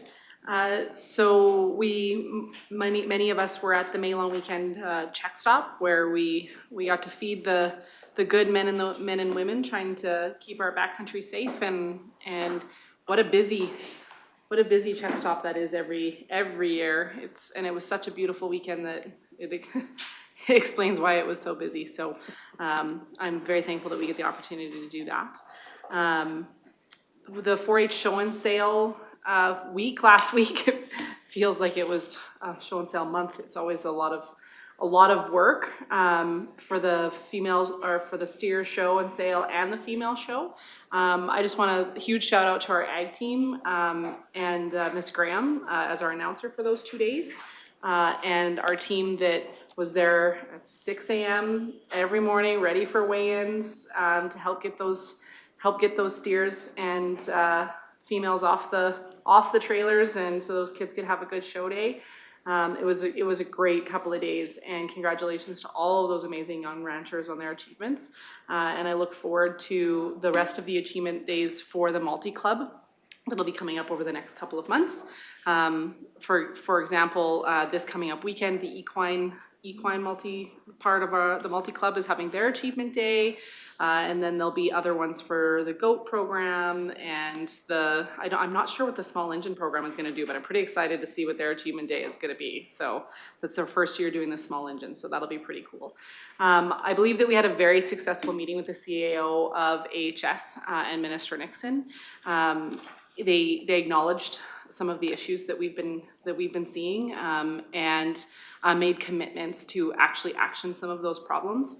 And hopefully we will see some movement on that file soon, so that we can see some improvement in our community healthcare system. We also had a meeting of Municipal Planning Commission on probably one of the most rainy days that we've had. I'm not begrudging the rain, but it was definitely an interesting time to be out there hiking applications so we can get a official lay of the land in the rain. I definitely felt like I drowned in that torrential downpours that day for sure. But it was great to be able to be out there and seeing them in person. I think that we had a very successful ICC meeting with the town as well as we work on updating the different agreements with them. So stay tuned for what that has in store. And I attended the Alberta School Board's awards with the Reeve last night. And it was truly humbling to hear the stories of those amazing teachers and amazing friends of education and what they do for education across the entire district. It's truly amazing. I'm not gonna lie, there was definitely a couple of tears in my eyes hearing some of those stories. And I am proud of everything that we as Clearwater County do to support education within our community as well. And I will leave the rest of that story for the Reeve. But thank you for allowing me to join you last night, because it was truly humbling for sure to hear those stories. And thank you to the educators that they give up everything in order to help our kids in some cases. So that's it in my report. Thanks. Thank you. I have a question for you in regards to the 4-H Achievement Days that are coming up. Those will be posted on the Facebook so that if the public wishes to come and observe. Yep. Go ahead. Sorry. Yep. Yeah, absolutely. And then some of them actually coincide with the Leslieville Block Party. So they try to do some of the achievement days then as well. But I'll try to share them on my social media, and maybe that's something I should be sending to the CAO to put in his report as well, so the community can hear it here. That's my mistake for not doing that previously. So I'll try to do that in the future. Perfect. Thank you. Councillor Lai. Thank you, and I won't touch on many of the things that Councillor Milhoff's already touched on, but I will just say that we went through a number of development node, ASP, public engagement sessions, and I appreciate the thoughtful questions from the community and the interest in learning more about what's involved in that process as well.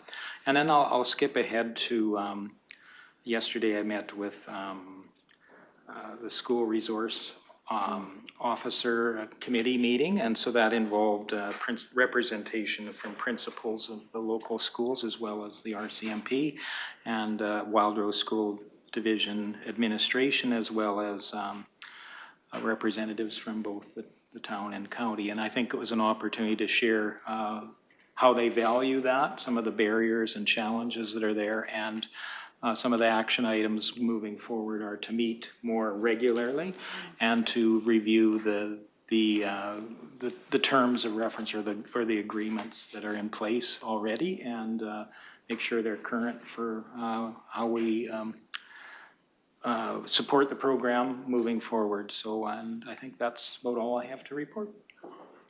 Thank you. Any questions for Councillor Lloyd? Go ahead, Councillor Miller. Thank you, Reeve. When I was the counselor sitting on the school resource committee, that was some of the stuff that we said then, that we needed to meet more regularly. Was there a commitment to when the next meeting is? It's such an important program. Yeah, I think that was kind of the one of the questions that Councillor Auld from the town suggested, that we meet several times a year and as opposed to annually or less frequently. I think there's always opportunity to schedule those meetings, and if there is important matters to decide or updates or reporting that needs to be done, that we have that scheduled opportunity that I think makes the functionality of the group more front and center. And I think it's good to set those times. So I hope that as that committee moves forward, that those regularly scheduled times are embedded within the guiding documents and more concretely. Awesome, thank you. Thank you. Councillor Surma.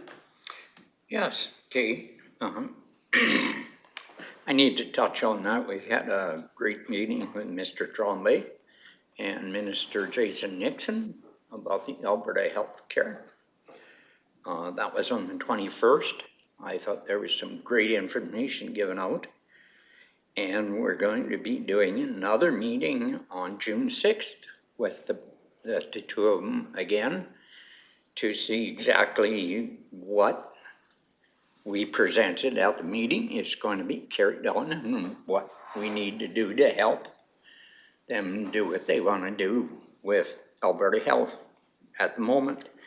I would also like to send out a thanks to administration for the barricades and the effort that they did for the Bighorn Stampede and for the 4-H show and sale. That would not happen if it wasn't for Clearwater County and the administration and a certain one of our ex-councillors doing an excellent job both days. Patina was there. There was quite a few from the county that was there. Very well represented and very professionally done. I really do want to thank them for that. The other thing I do want to bring up is, and I guess this is kind of a question for the CEO, if we can do anything. Is there anything that we can do in Caroline to clean up that village? There is some really bad eyesores of properties within the village. The village recently has just turned a blind eye to it. I'm not sure if we can keep doing that with the amount of people that come into my drop-in session at Caroline mentioning that we have quite a few areas within the hamlet that needs to be cleaned up. Is there anything we can do other than noxious weeds? Clements? Absolutely. To answer your question, Councillor Cermak, so definitely can't go back in history, but we can definitely go forward. As council's well familiar with our enforcement program, when we get a complaint, so please, when they're dropping into your sessions, encourage them to contact administration, planning department. I will say our planning team is very professional and diligent at walking the line of encouraging people before ever getting into enforcement. Really looking for that fairness part and giving everybody the opportunity to act rather than get enforcement put on them. That's never the nice way to go for any municipality. So please encourage them to contact administration and we will definitely act on those. I think the benefit of this enforcement really is times like this, taking on a community rather than going out and looking at every property. You could turn a community upside down pretty quickly. But if we start getting those complaints in, we will definitely act on them, Councillor. Okay, thank you. You're welcome. The other thing, what was the other thing I wanted to, I would like to thank administration into looking at the Edna Top playground. It needs some attention and you have informed me that that will be happening. So I really do appreciate that. Other than that, I had one complaint. It's pretty obvious who I'm talking about. He says there's 213 to 217 deeded quarters in this county that has no road access and no chance for subdivision. Because they have no road access, they can't subdivide their quarters. Is that true, or is that somebody blowing smoke up my kilt? C.O. Evans? I would want to validate the exact number, to be Okay. blunt. I will say that there are a number of quarter sections that fall into that scenario. Clearwater County, because of the geographic size of Clearwater County, there are, for whatever reason, deeded lands out in the middle of Crown that don't have municipal access. They rely on LOCs, whether it be logging roads, oil field roads. By our policies, our land use bylaw, it requires municipal access to be eligible for subdivision, so absolutely. At this time, I wouldn't be comfortable quoting a number without going through a process. Yeah. But I know there's a number of them. Thank you. You're welcome. I think I will leave it at that. I think I've taken up enough of your time and my complaints that I have received. Thank you. Okay. Councillor Lougheed? I want to compliment administration for putting a barricade up in front of Councillor Cermak as well, so thank you. Councillor Meloff? Thank you, Reeve. Would those quarters then qualify for the Endeavour to Assist policy, or is that not always the case? Director Hansen? Yeah, all isolated quarters actually do falls under our access roads policy. So it is a cost share. The arrangement is outlined in the policy that we cost share the first 800 meters at 75% up to, I believe, $100,000, and then the second half a mile is up to $50,000. Historically, when I first started, we actually did quite a few. I'm going to say probably just about two roads a year for about 5 years, and those are the fairly easy roads. Unfortunately, like a lot of these isolated ones are could be 2 to 3 to 5 miles off of the closest municipal road, plus the cost to get. Sometimes constructing our road allowance isn't the most feasible, but then we would have to take out a registered road plan from the province, so we would have to do First Nation consultation, we would have to do all the permitting that would be required, and then your permitting in time would be years and hundreds of thousands of dollars. So then to have a partner as from a, for the sake of getting a subdivision out of a quarter is not cost effective by any means. So it's unfortunate, but it's just a matter of cost in order to get a municipal standard road into these isolated properties. But there is a policy, our access road policy is available for anybody that is looking and wanting to do a partnership with the county to get access to some of these quarters. Excellent, thank you. Councillor Rockcliffe? Thank you. I just wanted to add on to the question from Councillor Cermak about cleaning up in Caroline. Can we, rather than, or before we get into enforcement, could we just organize an event where we provide some capability of hauling out old cars or dealing with the brush to try and get that started? C.O. Evans? Short answer is yes. I'm not gonna like the long answer, I think. I can leave it. No. In all fairness to council, if that is a program that council is interested in, administration could bring it back with costs and it could be part of a 2026 budget. In my history, I've been well involved in those type of programs and seen great success. People tend to gravitate to laziness with some of these properties, which is not fair to the individual. Sometimes it's strictly means, and maybe they can't drive. It's the opportunity to help.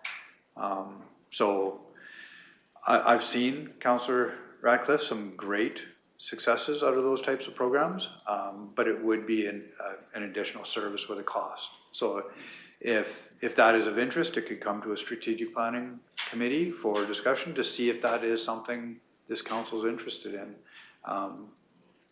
You know, because from administration's perspective, I'd never want to recommend winners and losers. If we're going to open up to one hamlet, we have others would be my only thought, and why not?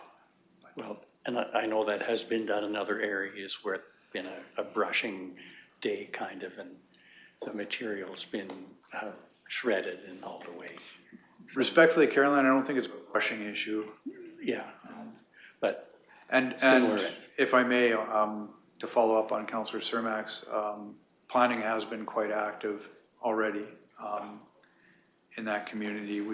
We have had a few complaints, received notice.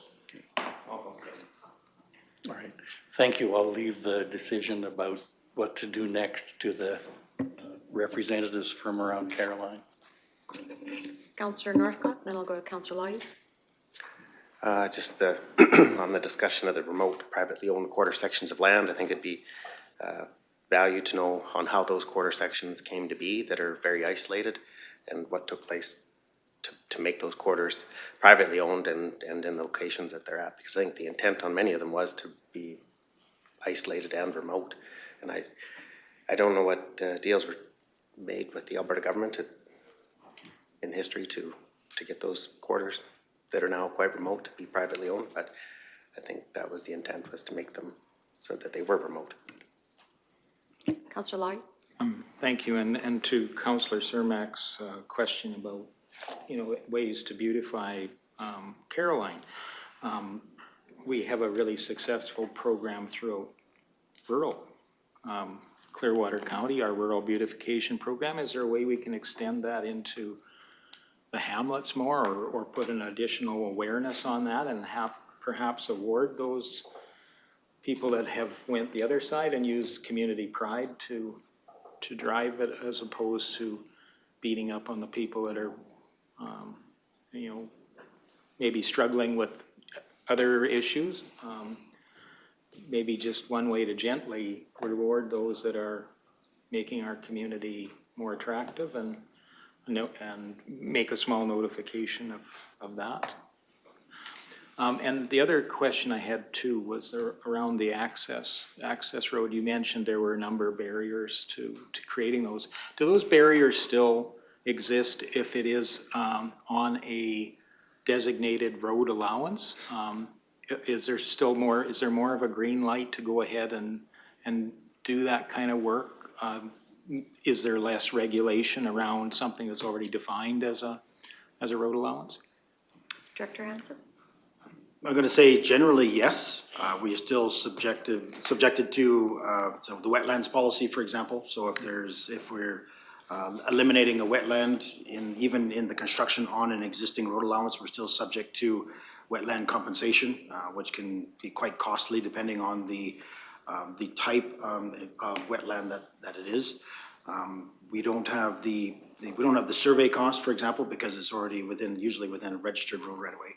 A lot of times what happens is, again, I like to use the adage that all the easy roads have been constructed. So a 20-meter right of way serves well in the settled region of the county. When you get into more of these isolated quarters, a lot of the topography requires additional right of way. So then you are subjected to those other regulatory agencies, which includes, I think, First Nations consultation, additional purchase of land, or a road plan from the province, and all the other permits that are involved in that. And that's one of the things that always seems to come back, and it can't be lost, you know, as what Councillor Northcott was talking about, that these were created historically by the province. And it doesn't seem like the province is in any rush to assist with getting access or municipal access to any of these. They've turned that back onto our responsibility. But really, again, it's cost prohibitive for us to try to take on a program to say that all isolated quarter sections in Clearwater County where feasible should have municipal access. It would be, it would have to be another priority of this council, and it would be very costly. So, but I don't think it's lost that it was the province that created the problem, and that we're having to deal with the complaints that have come from it. Okay, follow up? One additional, if I can, I know there's a number of those more isolated parcels that are served by a road that was in existence before it became Clearwater County's responsibility, so they don't necessarily meet the standard that we have today for roads. Is there a barrier in, do we have, for some of these isolated ones, is our standard of road, would there be a lesser standard that would be more approachable or more in alignment with the nature of the use of some of these isolated parcels, that they're not, maybe, I know one of the measures is it practical to run a school bus down it? Is the speed of the road, is the sloping of the road, is there some sort of standard that could be administered on a case-to-case basis based on the community's needs that would be better than one blanket standard for the entire community? Yeah, it's really not the road standard is the limiting factor when it comes to these isolated quarters. A lot of it is because the original disposition holder has that disposition, so we would have to acquire that disposition from them. Clearwater County, from a policy perspective, we don't maintain dispositions in the West Country, for example. We don't pursue, say if it was an industry user, to try to get that LLC from them, so they'd have to surrender that, and then we would be subjected to those rules, because in order for us to provide, because there's the road standard is one issue, and then there's the maintenance. So we would actually have to take care and control of that road to make sure it's safe, make sure that the slopes are safe enough to get a school bus down. But it really is the ownership of the road, and then for us to be there again, responsible for the care and control of that road from this time moving forward. So in order for us to, that's why we've always said for a municipal road or a county maintained road, it has to be a road allowance. So it has to go from an LOC or a disposition to a registered road plan. And that's when you're actually subjected to all those, or again, permitting again. So the actual geometry of the road isn't usually the limiting factor. We would, most roads are constructed between that 6.5 to 7 meter road width for the road top, and 3 to 1 side slopes with functioning culverts there. The road is there, but it's not our property. And for it to become our property and for us to maintain it is where the cost really is increased. And again, not as many barriers if it's already a designated road through a road allowance or a road plan.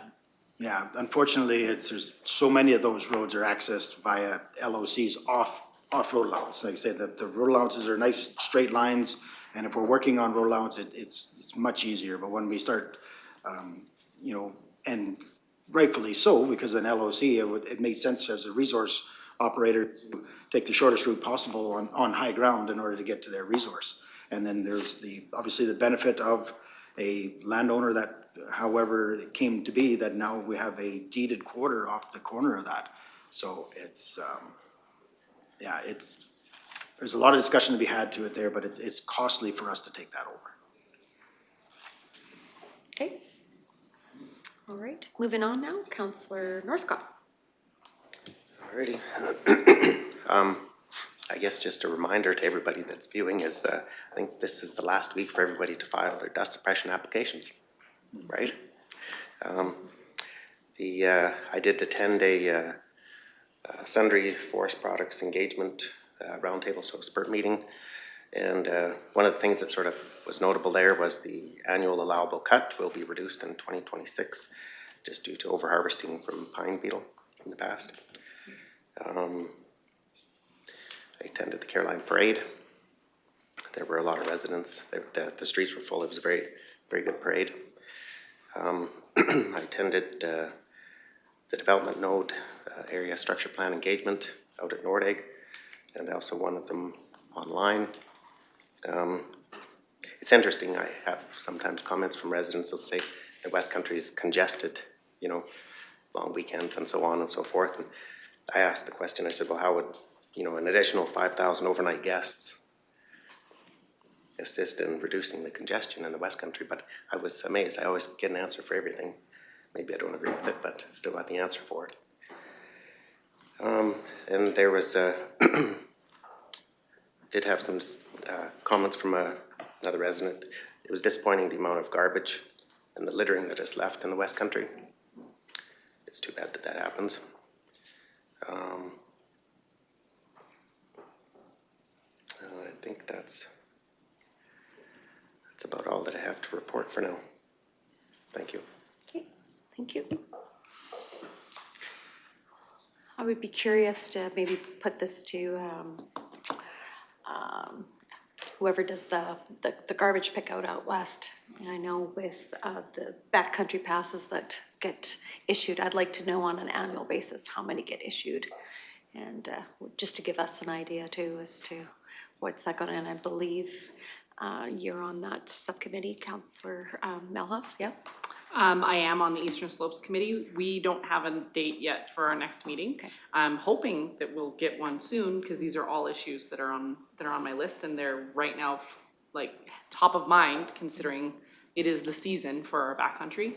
And it's not just garbage, it's enforcement, it's the cost of search and rescue, it's the cost of our fire services, it's the cost of everything, and yet none of the value from that backcountry camping pass comes back to the municipality that's responsible for a lot of the cost that goes with having this, our beautiful backcountry. I'm not sure what else we can do, but I'm hoping that we'll have another meeting soon, and that we can try to work through some of those issues, or maybe coming to a resolution near you.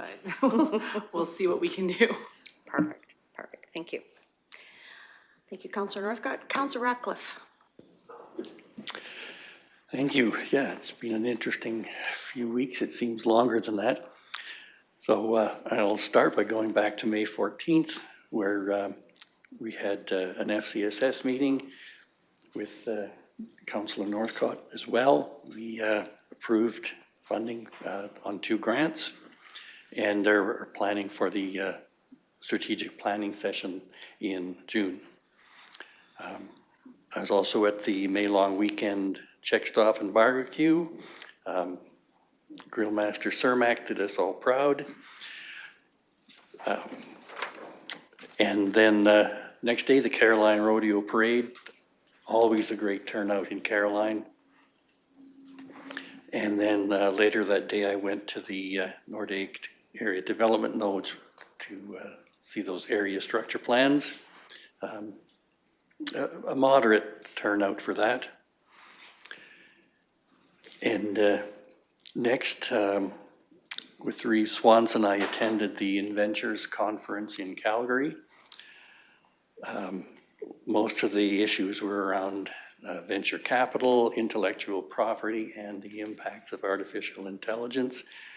But such a great can-do attitude amongst people there. It's inspiring. There were too many breakout sessions to attend them all, but I have a few comments from some of them. Public sector jobs are growing at a rate of 4 times the rate of real productive jobs. And where decades in the past, they used to be lowest paying, they're now the highest paying. And so the comment was that this is simply not sustainable. Another one is that technology change is unstoppable. That resisting change is futile. And so that the best defense is to adopt early and be on the front part of the wave and influence the impacts that they have on society, and use our own intellectual capital to grow that here at home. Governments, some of these people are quite happy to offer advice to governments. They should focus less on job creation, like having multinational investors come in and use our labor and expertise and take the money away, but to develop our intellectual property at home and then take it past just development, where typically, we come up with something in drone technology. Someone, a Canadian, invented a way of detecting ice on the wings, and so it got sold to Boeing, where it could have generated jobs and industry at home. And the future depends on creating and retaining local talent. If you look at the stock market, the large capitalized organizations are mostly in technology. It's not manufacturing anymore, it's not transportation anymore, it's technology. So one of the breakouts I went to, someone is recycling water from manure lagoons and using it for livestock watering. There was another comment that artificial fertilizers are not maintaining the production anymore. From those comments, farmers are applying more artificial fertilizers but not getting the production. And so some Canadian companies have come up with, I guess, sort of growth stimulants, one of them based on seaweed that you can actually spray on your crop that will bring that production up to what you used to get. And there's another one that has developed bacteria that they will coat the seeds with, or I believe they can spray on the crop that again bring up the production of our farmland. Another breakout was remote sensing from space. They could tell you what fertilizer you needed or how much fertilizer you needed on your land from space, detect mineral deposits. They can identify the species and health of trees in the forest. And another very useful one is they could identify a fuel grid in the forest to see where the greatest fuel is and predict a wildfire risk. And these are just some Alberta guys who went to school and decided to get into the space industry. I was able to attend a few on food production. They're talking about precision agriculture and saying that there's a significant growth opportunity in food upgrading. The future of food is being developed in Canada right now.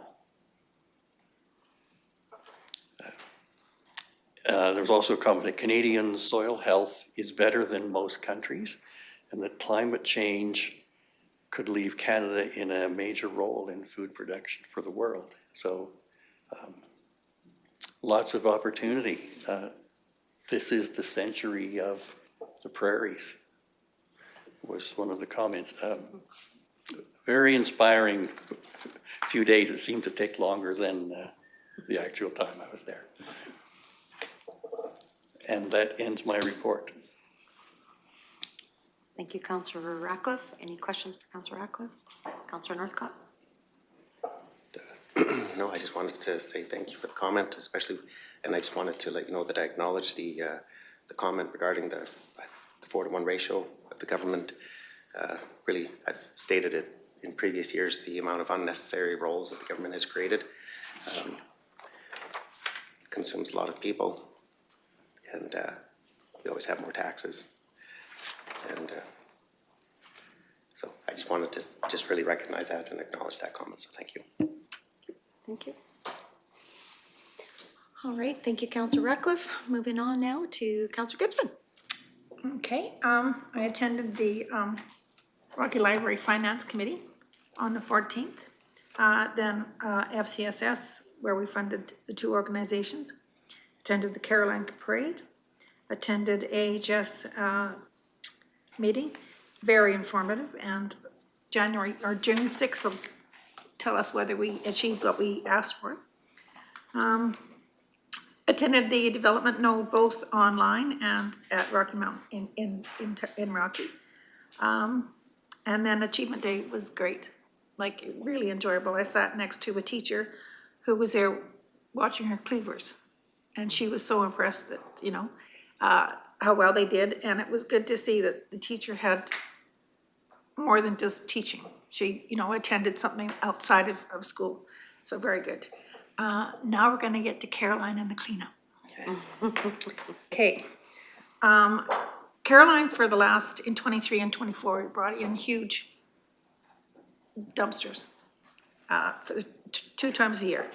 And people could dump the things in it that weren't allowed at the dumps. See, we went through 4 or 6 the first year, 7 the next year. We just had to keep getting them to come and collect them and take them out. We did go and see all of the residential homes and inform them they had to clean up their mess. Some were very willing. Some, on the other half, were not. And it came to the fact that, do you put life over limb to try and get them to clean it up? Because they just are in no way, shape or form. We offered them incentives. We offered that we bring in a truck, and if they could pay half of the fee, then, you know, we'd pay the other half. And it was a no-go because that stuff is priceless to them. So, I'm just, you know, it's not that Caroline gave up on it. It's just, where do you draw the line on safety issues for a lot of this stuff? So that's where we are. So forewarning, it's not going to be easy because they are very, very protective. So anyway, that is my report. Okay, thank you. Any questions for Councillor Gibson? Go ahead, Councillor Millow. Thank you, Reeve. And I was trying to find it in the previous village's budget. I have a very hard time reading previous village's budget, so maybe you can translate, because we adopted the previous village's budget in January as the budget going forward. Yep. Was those bins and that program in that budget? So it's something we could actually do this year again? Yes, they were. Okay, so is that going to happen? Because we adopted their budget basically as presented. Yeah. So if that was within the budget already, that's a program that we could continue to do then. Yeah, we had E20. We wouldn't even come need a in. budget adjustment. Yeah, we just had E20 come in and drop them off, and it was in the spring and in the fall. So I think the fall was the better one to do, but yeah, I know that I have been stopped on the street and asked if we're gonna be doing it again. And then I'd like to have something done too on the May long weekend or the weekends, because our little dumpsters beside the bottle depot are full to overflowing with people dropping off their garbage. Right. Every weekend. And of course, we have a delivery schedule for the guys to come and collect it. But it's full way before that. I mean, they were dumped 2 days ago or 3 days ago, and one of them is already full. Right. And I don't know if it's not recyclable stuff that's in there. Well, the former village, now Hamlet, does have dump cards now, so they could go to the actual transfer site. So that would be an option for the actual residents, but. It's not the residents. Okay. That's the thing. It's not the residents that are doing that. Just, I mean, maybe some of them are, but it's not all residents that are doing it. It's from the outside. Right. So, yeah. So we don't want to lose them.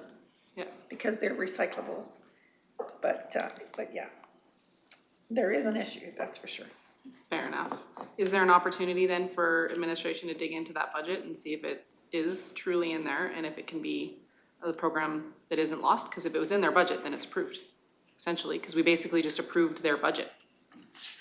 COMs? Short answer again, yes. Again, I would put it out, they are amalgamated. We don't offer that program to other hamlets. I'd also offer up respectfully, I've found nothing that identifies that, as you didn't either. No different than we are putting money into a playground where there was nothing budgeted for. Respectfully, we are navigating Caroline, picking priorities. And the budget we inherited really is a fund. Right. It's just, it's then tough, sorry if I may. Yeah. So it's just then tough when when we're out in the community and we get told that this was in their budget and this was in their budget, because the same thing for the Trails Initiative. I guess there was, and I couldn't find it in the budget either. There was 10,000 put in their budget towards the Trail Initiative. I couldn't find it in the budget to defend that. But we were told that it was there, so it's then, we adopted then a budget that we're not actually using, so then how do we defend that to all of the ratepayers of not just the county, but the newly amalgamated community? Because should we just have not adopted that budget at all and been like, what should we have done then if we're not following it? That budget was accepted by municipal affairs, therefore amalgamated by us. I'm just pointing out it wasn't identified. Those details aren't there to help administration with that. Otherwise, it'd be a much easier conversation if there was a line item that said trails 10,000, X amount of dollars bins. It'd be an easy conversation for a resident in Lestheville or Withrow to say, you know, going forward, here's where council's at an equity and level of service. We amalgamated, we have this budget. If council is comfortable at that level, as far as assuming, administration can take that direction and put some bins out there. I, like you, didn't find it. Right. I have many, many more questions now. So as opposed to just asking them, it'd be great if we could have a strategic planning opportunity when it comes to Caroline, because there's other service levels that community is used to having that our other hamlets do not see, i.e. garbage pickup, right? Because that community receives garbage pickup. Is there an opportunity for us to do a strategic planning so that we can dig into some of these questions? So we can learn more about the community that we are now representing as their elected officials? So short answer, yes. And I'm glad to put a period behind it, but I don't think you'll accept that. So yes, administration has been working towards that because we feel what would be fair to the strategic planning committee would also be given information to allow you guys to make an educated decision as far as priority setting. I wouldn't mind pointing out though, the garbage pickup, any of our hamlets could have that if they're willing to pay the same user fee as Caroline. That is a service that is paid for by the residents. So if we had that ask from Lestheville, from Alhambra, it's a user fee. But I do not dismissing your point, absolutely hear your point. So yes. Ms. Serhan? Yes, so it's my understanding that service level discussions would happen after the election, is that correct, Mr. Evans? So the service levels that have been happening in the hamlet of Caroline will continue to happen. And the people that know what those service levels are the administration and staff that are working in Caroline currently, that were working in Caroline previous years. So we need to have a discussion, I guess, about what you're hearing and as service levels and what was actually happening as service levels. And those service levels should be status quo until the election, and then there will be strategic planning sessions regarding each of the service levels that are different in the hamlet versus the rest of Clearwater County. And the newly elected council would make decisions on each of those service levels. Are we staying divided as far as the service level stays status quo in both separate areas? Is the county as a whole moving forward as one service level or the other? So those are all decisions that need to be made. And as I stated when the budget was passed, this is a year of learning and pivoting and changing and growing, and we can't know everything at each meeting. We will deal with things as they come up, so. Thank you.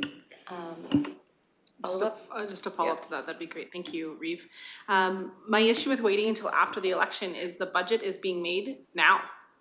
So if we're not discussing service levels until after the election, then the changes that the community is wanting, and or this council will want, are going to be a lot more difficult and a lot more administratively burdensome to change them in November or December, the first week when the budget is presented. So, because that's unfortunately, if you're not bringing these before then, that is what you're going to get. You're going to get budget changes the day of. And I don't necessarily think that's what you guys want, because you guys have worked extremely hard to build budgets throughout a year going into it. So I don't want you guys to end up in a position where you're making major budget changes because you're not doing a review of that community until after the election. I'm just trying to be cognizant of your workload. Ms. Serhan? Yeah, I agree that, you know, we are learning though in the meantime, and we don't have all the information to present to make the decision yet. It's so, it's such a large discussion and learning that has to happen to get these things moved along. But I think, like, maybe I'm confused, but I think there's some legislation to do with the amalgamation that decisions can't be made until a permanent council is in place. Okay. Councillor Lloyd?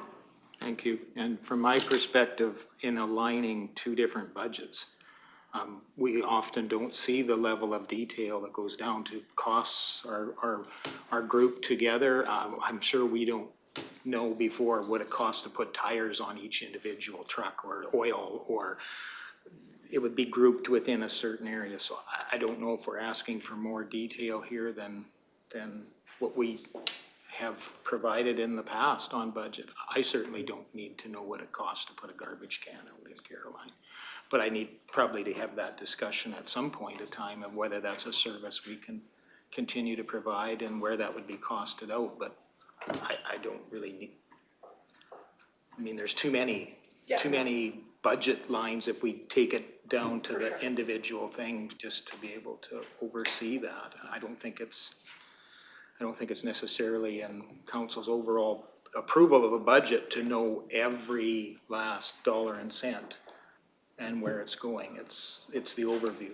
Yeah, no, my point was if it's a program that was already in place and budgeted for, it should be done. That was my own point. Okay.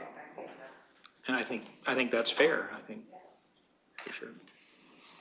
Okay. Thank you, Councillor Gibson. Just quickly, my report, I attended the Alberta Forestry Products for dinner in Sundre on May 13th after the council meeting. It was just all the reefs of the central region that were in attendance. It was just more of an introductory get-together, learn of the local managers that are in the area. So it was a nice meeting, everyone. The Sea Cadets, they had their annual ceremonial review and awards. That was very interesting. And attending the second time, I understand way more about how their program works, and understanding too of how these young people are excited about what they're doing in each of their little projects and stuff. So that was a very good evening to attend. The Red Deer Municipal Users Group went to Drumheller. We had a presentation from the province in regards to that water availability survey that is out till the end of June. It is online. It's available for municipalities to put in. If I would say the municipalities that have the water license, any of them that have the water license, they're looking for feedback on that. I had my drop-in session. I had 3 people drop in that day. So we talked about broadband. We talked about the summer, the backcountry passes, and we did talk about the land use bylaw. Did also go to the public engagement for the development notes out at Nordic. I tended more towards the later evening, and so I would agree there was some better numbers by the time I got there, and enjoyed going through that and talking to the the administration that was presenting. I did have the Unstoppable meeting for business and municipalities. That is around 14 people at the time. That was a good engagement with some of the businesses and some of the municipal councillors. That is like a subgroup of the original community transformation. So we had an hour-and-a-half meeting. So we'll be having another meeting towards the beginning of June in regards to what we would like to do as far as outcomes and goals. It was more of a meet and greet in that respect. Alberta and Ventures. So we are now officially in the knowledge economy. We have moved into that realm. And so with that, make no bones about it, AI is here, AI is coming, it is a tsunami. It was told to us that don't put your head in the sand and hold your breath. You may not survive. You're better off to grab a paddleboard, and hopefully you can make the wave, have a flotation device, and try to learn AI or what it can do for you. He recommended an hour a day. I'll maybe give it an hour a month, but whatever. It is happening fast. Technology is happening fast. There was energy breakouts, agriculture breakouts, healthcare breakouts, the venture capital breakouts. I think Councillor Ratcliffe and I could have cut ourselves multiple times to get ourselves in across these breakout sessions, and we still would have, we couldn't, we'd be here all for the next couple of weeks. It was very good energy. I also attended called The Future of Alberta with 600 startups for the evening. I was approached by 3 different startup companies, anything from one lady was developing non-plastic wound care out of her kitchen. It was very interesting to talk about. So with that, there was a software fellow that talked to me as well, and then another fellow that was using blockchain technology in order to preserve historical videos, pictures, and in regards to like your own family legacies. So that was very interesting to talk to him as well. So I will say that Danielle Smith, the Premier, she spoke at the very end, and she was more or less, her comment for me was that maybe the media needs to have a little bit of more of a tech understanding going forward, because this is where things are going. So that was very interesting. If you ever get to listen to Gary V, and I'm going to say VEE, he is a mover and a shaker, and he was very inspirational in his keynote talk with us as well. So he literally was on a second button, and they were taking the cane and pulling him off the stage because he had the next flight to catch. So it was very good to talk to. So yes, came home. That was very inspiring. That evening I attended a resident meeting at Leedale Hall. It was in regards to some area, it was in Ponoka County, but Ponoka County Reef reached out to me and asked me to attend, along with the Lacombe County, because we're all in that far corner. So one of the oil companies that is withdrawing water, fresh water specifically, has now had an impact on some of these farmers, and particularly it was a bison farmer, of which he's lost 20 of his calves this spring. So I've talked to Reeve McLaughlin, and he has said to have a standby. There will probably be a meeting of the counties at some point in time, and where we can possibly address some of these issues in regards to freshwater use.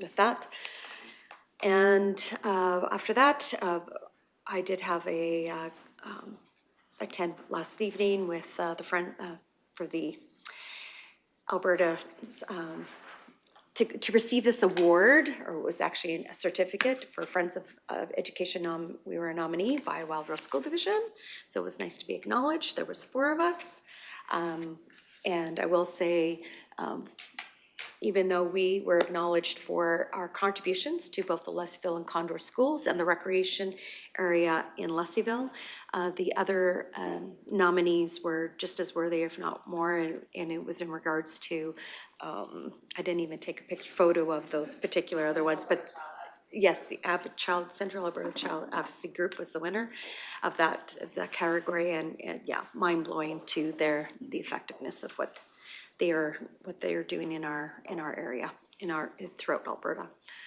And other than that, that was the end of my report, and I know we're gonna have a busy next couple of weeks too as well. So some of us will be attending FCM, and understanding, we know, like mentioned before, welcome the rain. Hopefully the farmers are happy with the stoppages that they've had and got their crop in that they could get in, so, and get their cattle out to pastures. So with that, I will look for a motion to accept the verbal reports as presented. Councillor Northcott. I do have just one last comment. I forgot to mention it earlier. Excellent reports, by the way. But Tracy Gardner with CAPE, she is no longer with CAPE. She's stepped down and she's moved on to a new adventure in her life. So she's presented to us before and provided information. So just so the council is aware of that. And I would make the motion to accept councillors' reports. Thank you. I'll call the question. All those in favor? And that motion's carried. Excellent. All right, the correspondence section. Any issues or anything that we want to bring up? If not, we'll just use one general motion to accept the correspondence as presented. Councillor Northcott. I think it is very important here to, they're all very important items on their correspondence, but one with the landowner's request for changes to the public participation policy. There was a lot of effort, I'm not sure who completed this, but there was a lot of effort that was put into this, and there was a lot of signatures that were on here. So to me, that identifies that residents have a concern, or they have a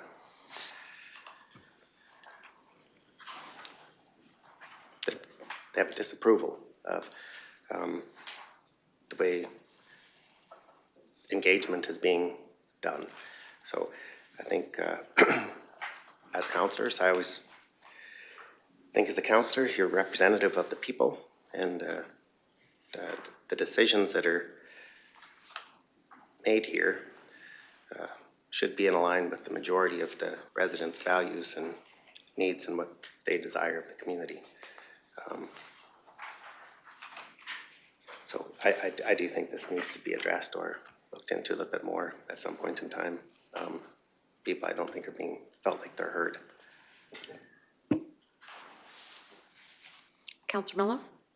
Thank you, Reeve. I agree, Councillor Northcott, and I actually brought up IAP 2, not last council meeting, but the council meeting before that, because they talked about it at that planning conference that we were at, and how it wasn't really designed or isn't functioning the way it was meant to be designed when it comes to local governments. And so people need to look at a different model when it comes to local decision making. And it was suggested that because we're doing a communications audit right now, we may be making changes to our communications policies. And so then at that point in time, we can hopefully look at addressing those concerns, because many of their concerns are the same ones that were brought up at that conference, and that I brought up at council. I don't know if it was the last council or the one before that. They're all blending together, but I agree. So I'm hopeful that we can actually address that through that communication audit that we're doing. Thank you for bringing that up. Yes, I remember you did talk about that, and we did get an email in regards to that communication audit for our council to participate in. Councillor Lougheed. Maybe a future strategic planning session, so we know what the kinds of options there are available for public participation, because I think the attempt here, and it's been unprecedented with this council, is the amount of public participation that we've encouraged through all means. And so we want to make sure we're being effective with that process. So maybe having some, if we have a feeling that one process has not served us well or served our community well, perhaps we can look at what other options there are to do an active and robust public participation process. And so maybe you have to have the options to know what would be better than what we're using now. Good point. And probably through that communications audit as well, bring what we heard and wherever. That would be great. Awesome. I would like to know, CO Emmons, is it a possibility that we could just send out a letter of congratulations to Minister Scow for becoming our new municipal affairs minister, and thank Minister McIver for his time as municipal affairs, just to acknowledge their new reappointments, and as we deal now with Minister Scow, would be, you know, I know we did have a meeting at RMA under his other ministry, but just to welcome back to the fold, so. Did you have another comment, Councillor Lyon? No, okay, all right. So with that, Councillor Cermak? Yeah, I have a comment. I would just like to express that I thought that the letter that we got from Hardendale Hall was very well written. And I really enjoyed the part that she says that we should treat all halls equally, and that we need to keep raising money as a community for individual halls in the areas that the halls are in, and that the county supports them. I thought that was a very well-written letter and to the point. All right. Then another item where I'm touching base on all of them. So in regards to item 9.1, the Ochese First Nation letter, being as how we did get one yesterday that will be published in the next council meeting agenda, could we acknowledge at that time both letters at the same time? Could we save that until the next council meeting in June, the first meeting in June? CO Emmons, is that possible? Absolutely, Reeve Swanson, and administratively, I believe that makes the most sense anyway. The two letters are really related. Okay, thank you. Councillor Northcott? All right. Yeah, absolutely, Councillor Cermak, that was a good letter from the Everdale Hall. Absolutely good information. And just to go back to the changes for the public and participation policy, I think there's lots of times where there's public engagement, but I'm seeing that the concern here is simply put, is just residents are not being heard. Okay, so looking for a motion to accept or receive the correspondence for information. Sure. Okay, Councillor Cermak makes that motion. Call the question, all those in favor? That motion's carried, thank you. There are no notices of motion, and I believe we would like to have a 10-minute break before we go into closed session, so I'll just call a quick break, please.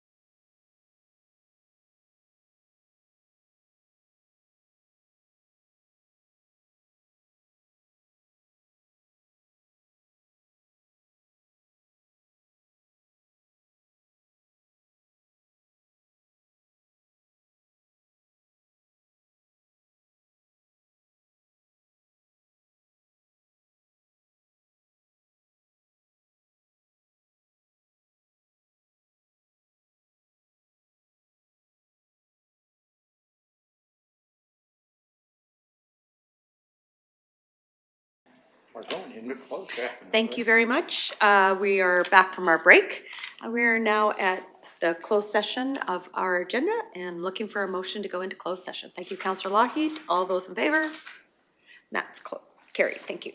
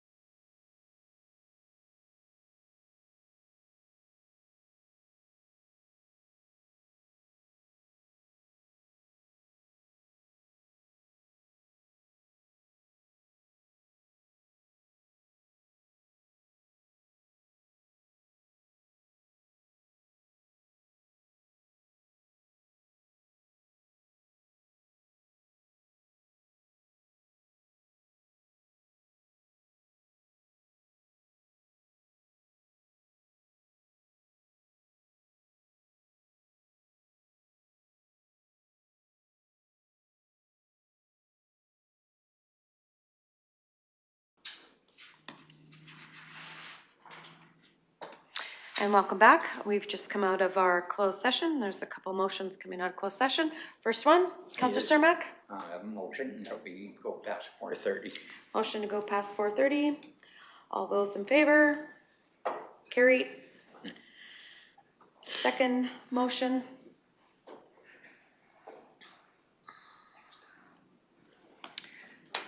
Okay, Councillor Melhoff, sorry. Thank you, Reeve, that council direct administration to draft a response to the letter to Clearwater County regarding Nordig. Thank you. I'll call the question. All those in favor? And that motion's carried as well. I believe we've covered all the agenda items, CO Ammons, correct? Okay, sounds good. And we just need a motion to adjourn. Councillors, thank you, Councillor Northcott. All those in favor? We're adjourned. Thank you.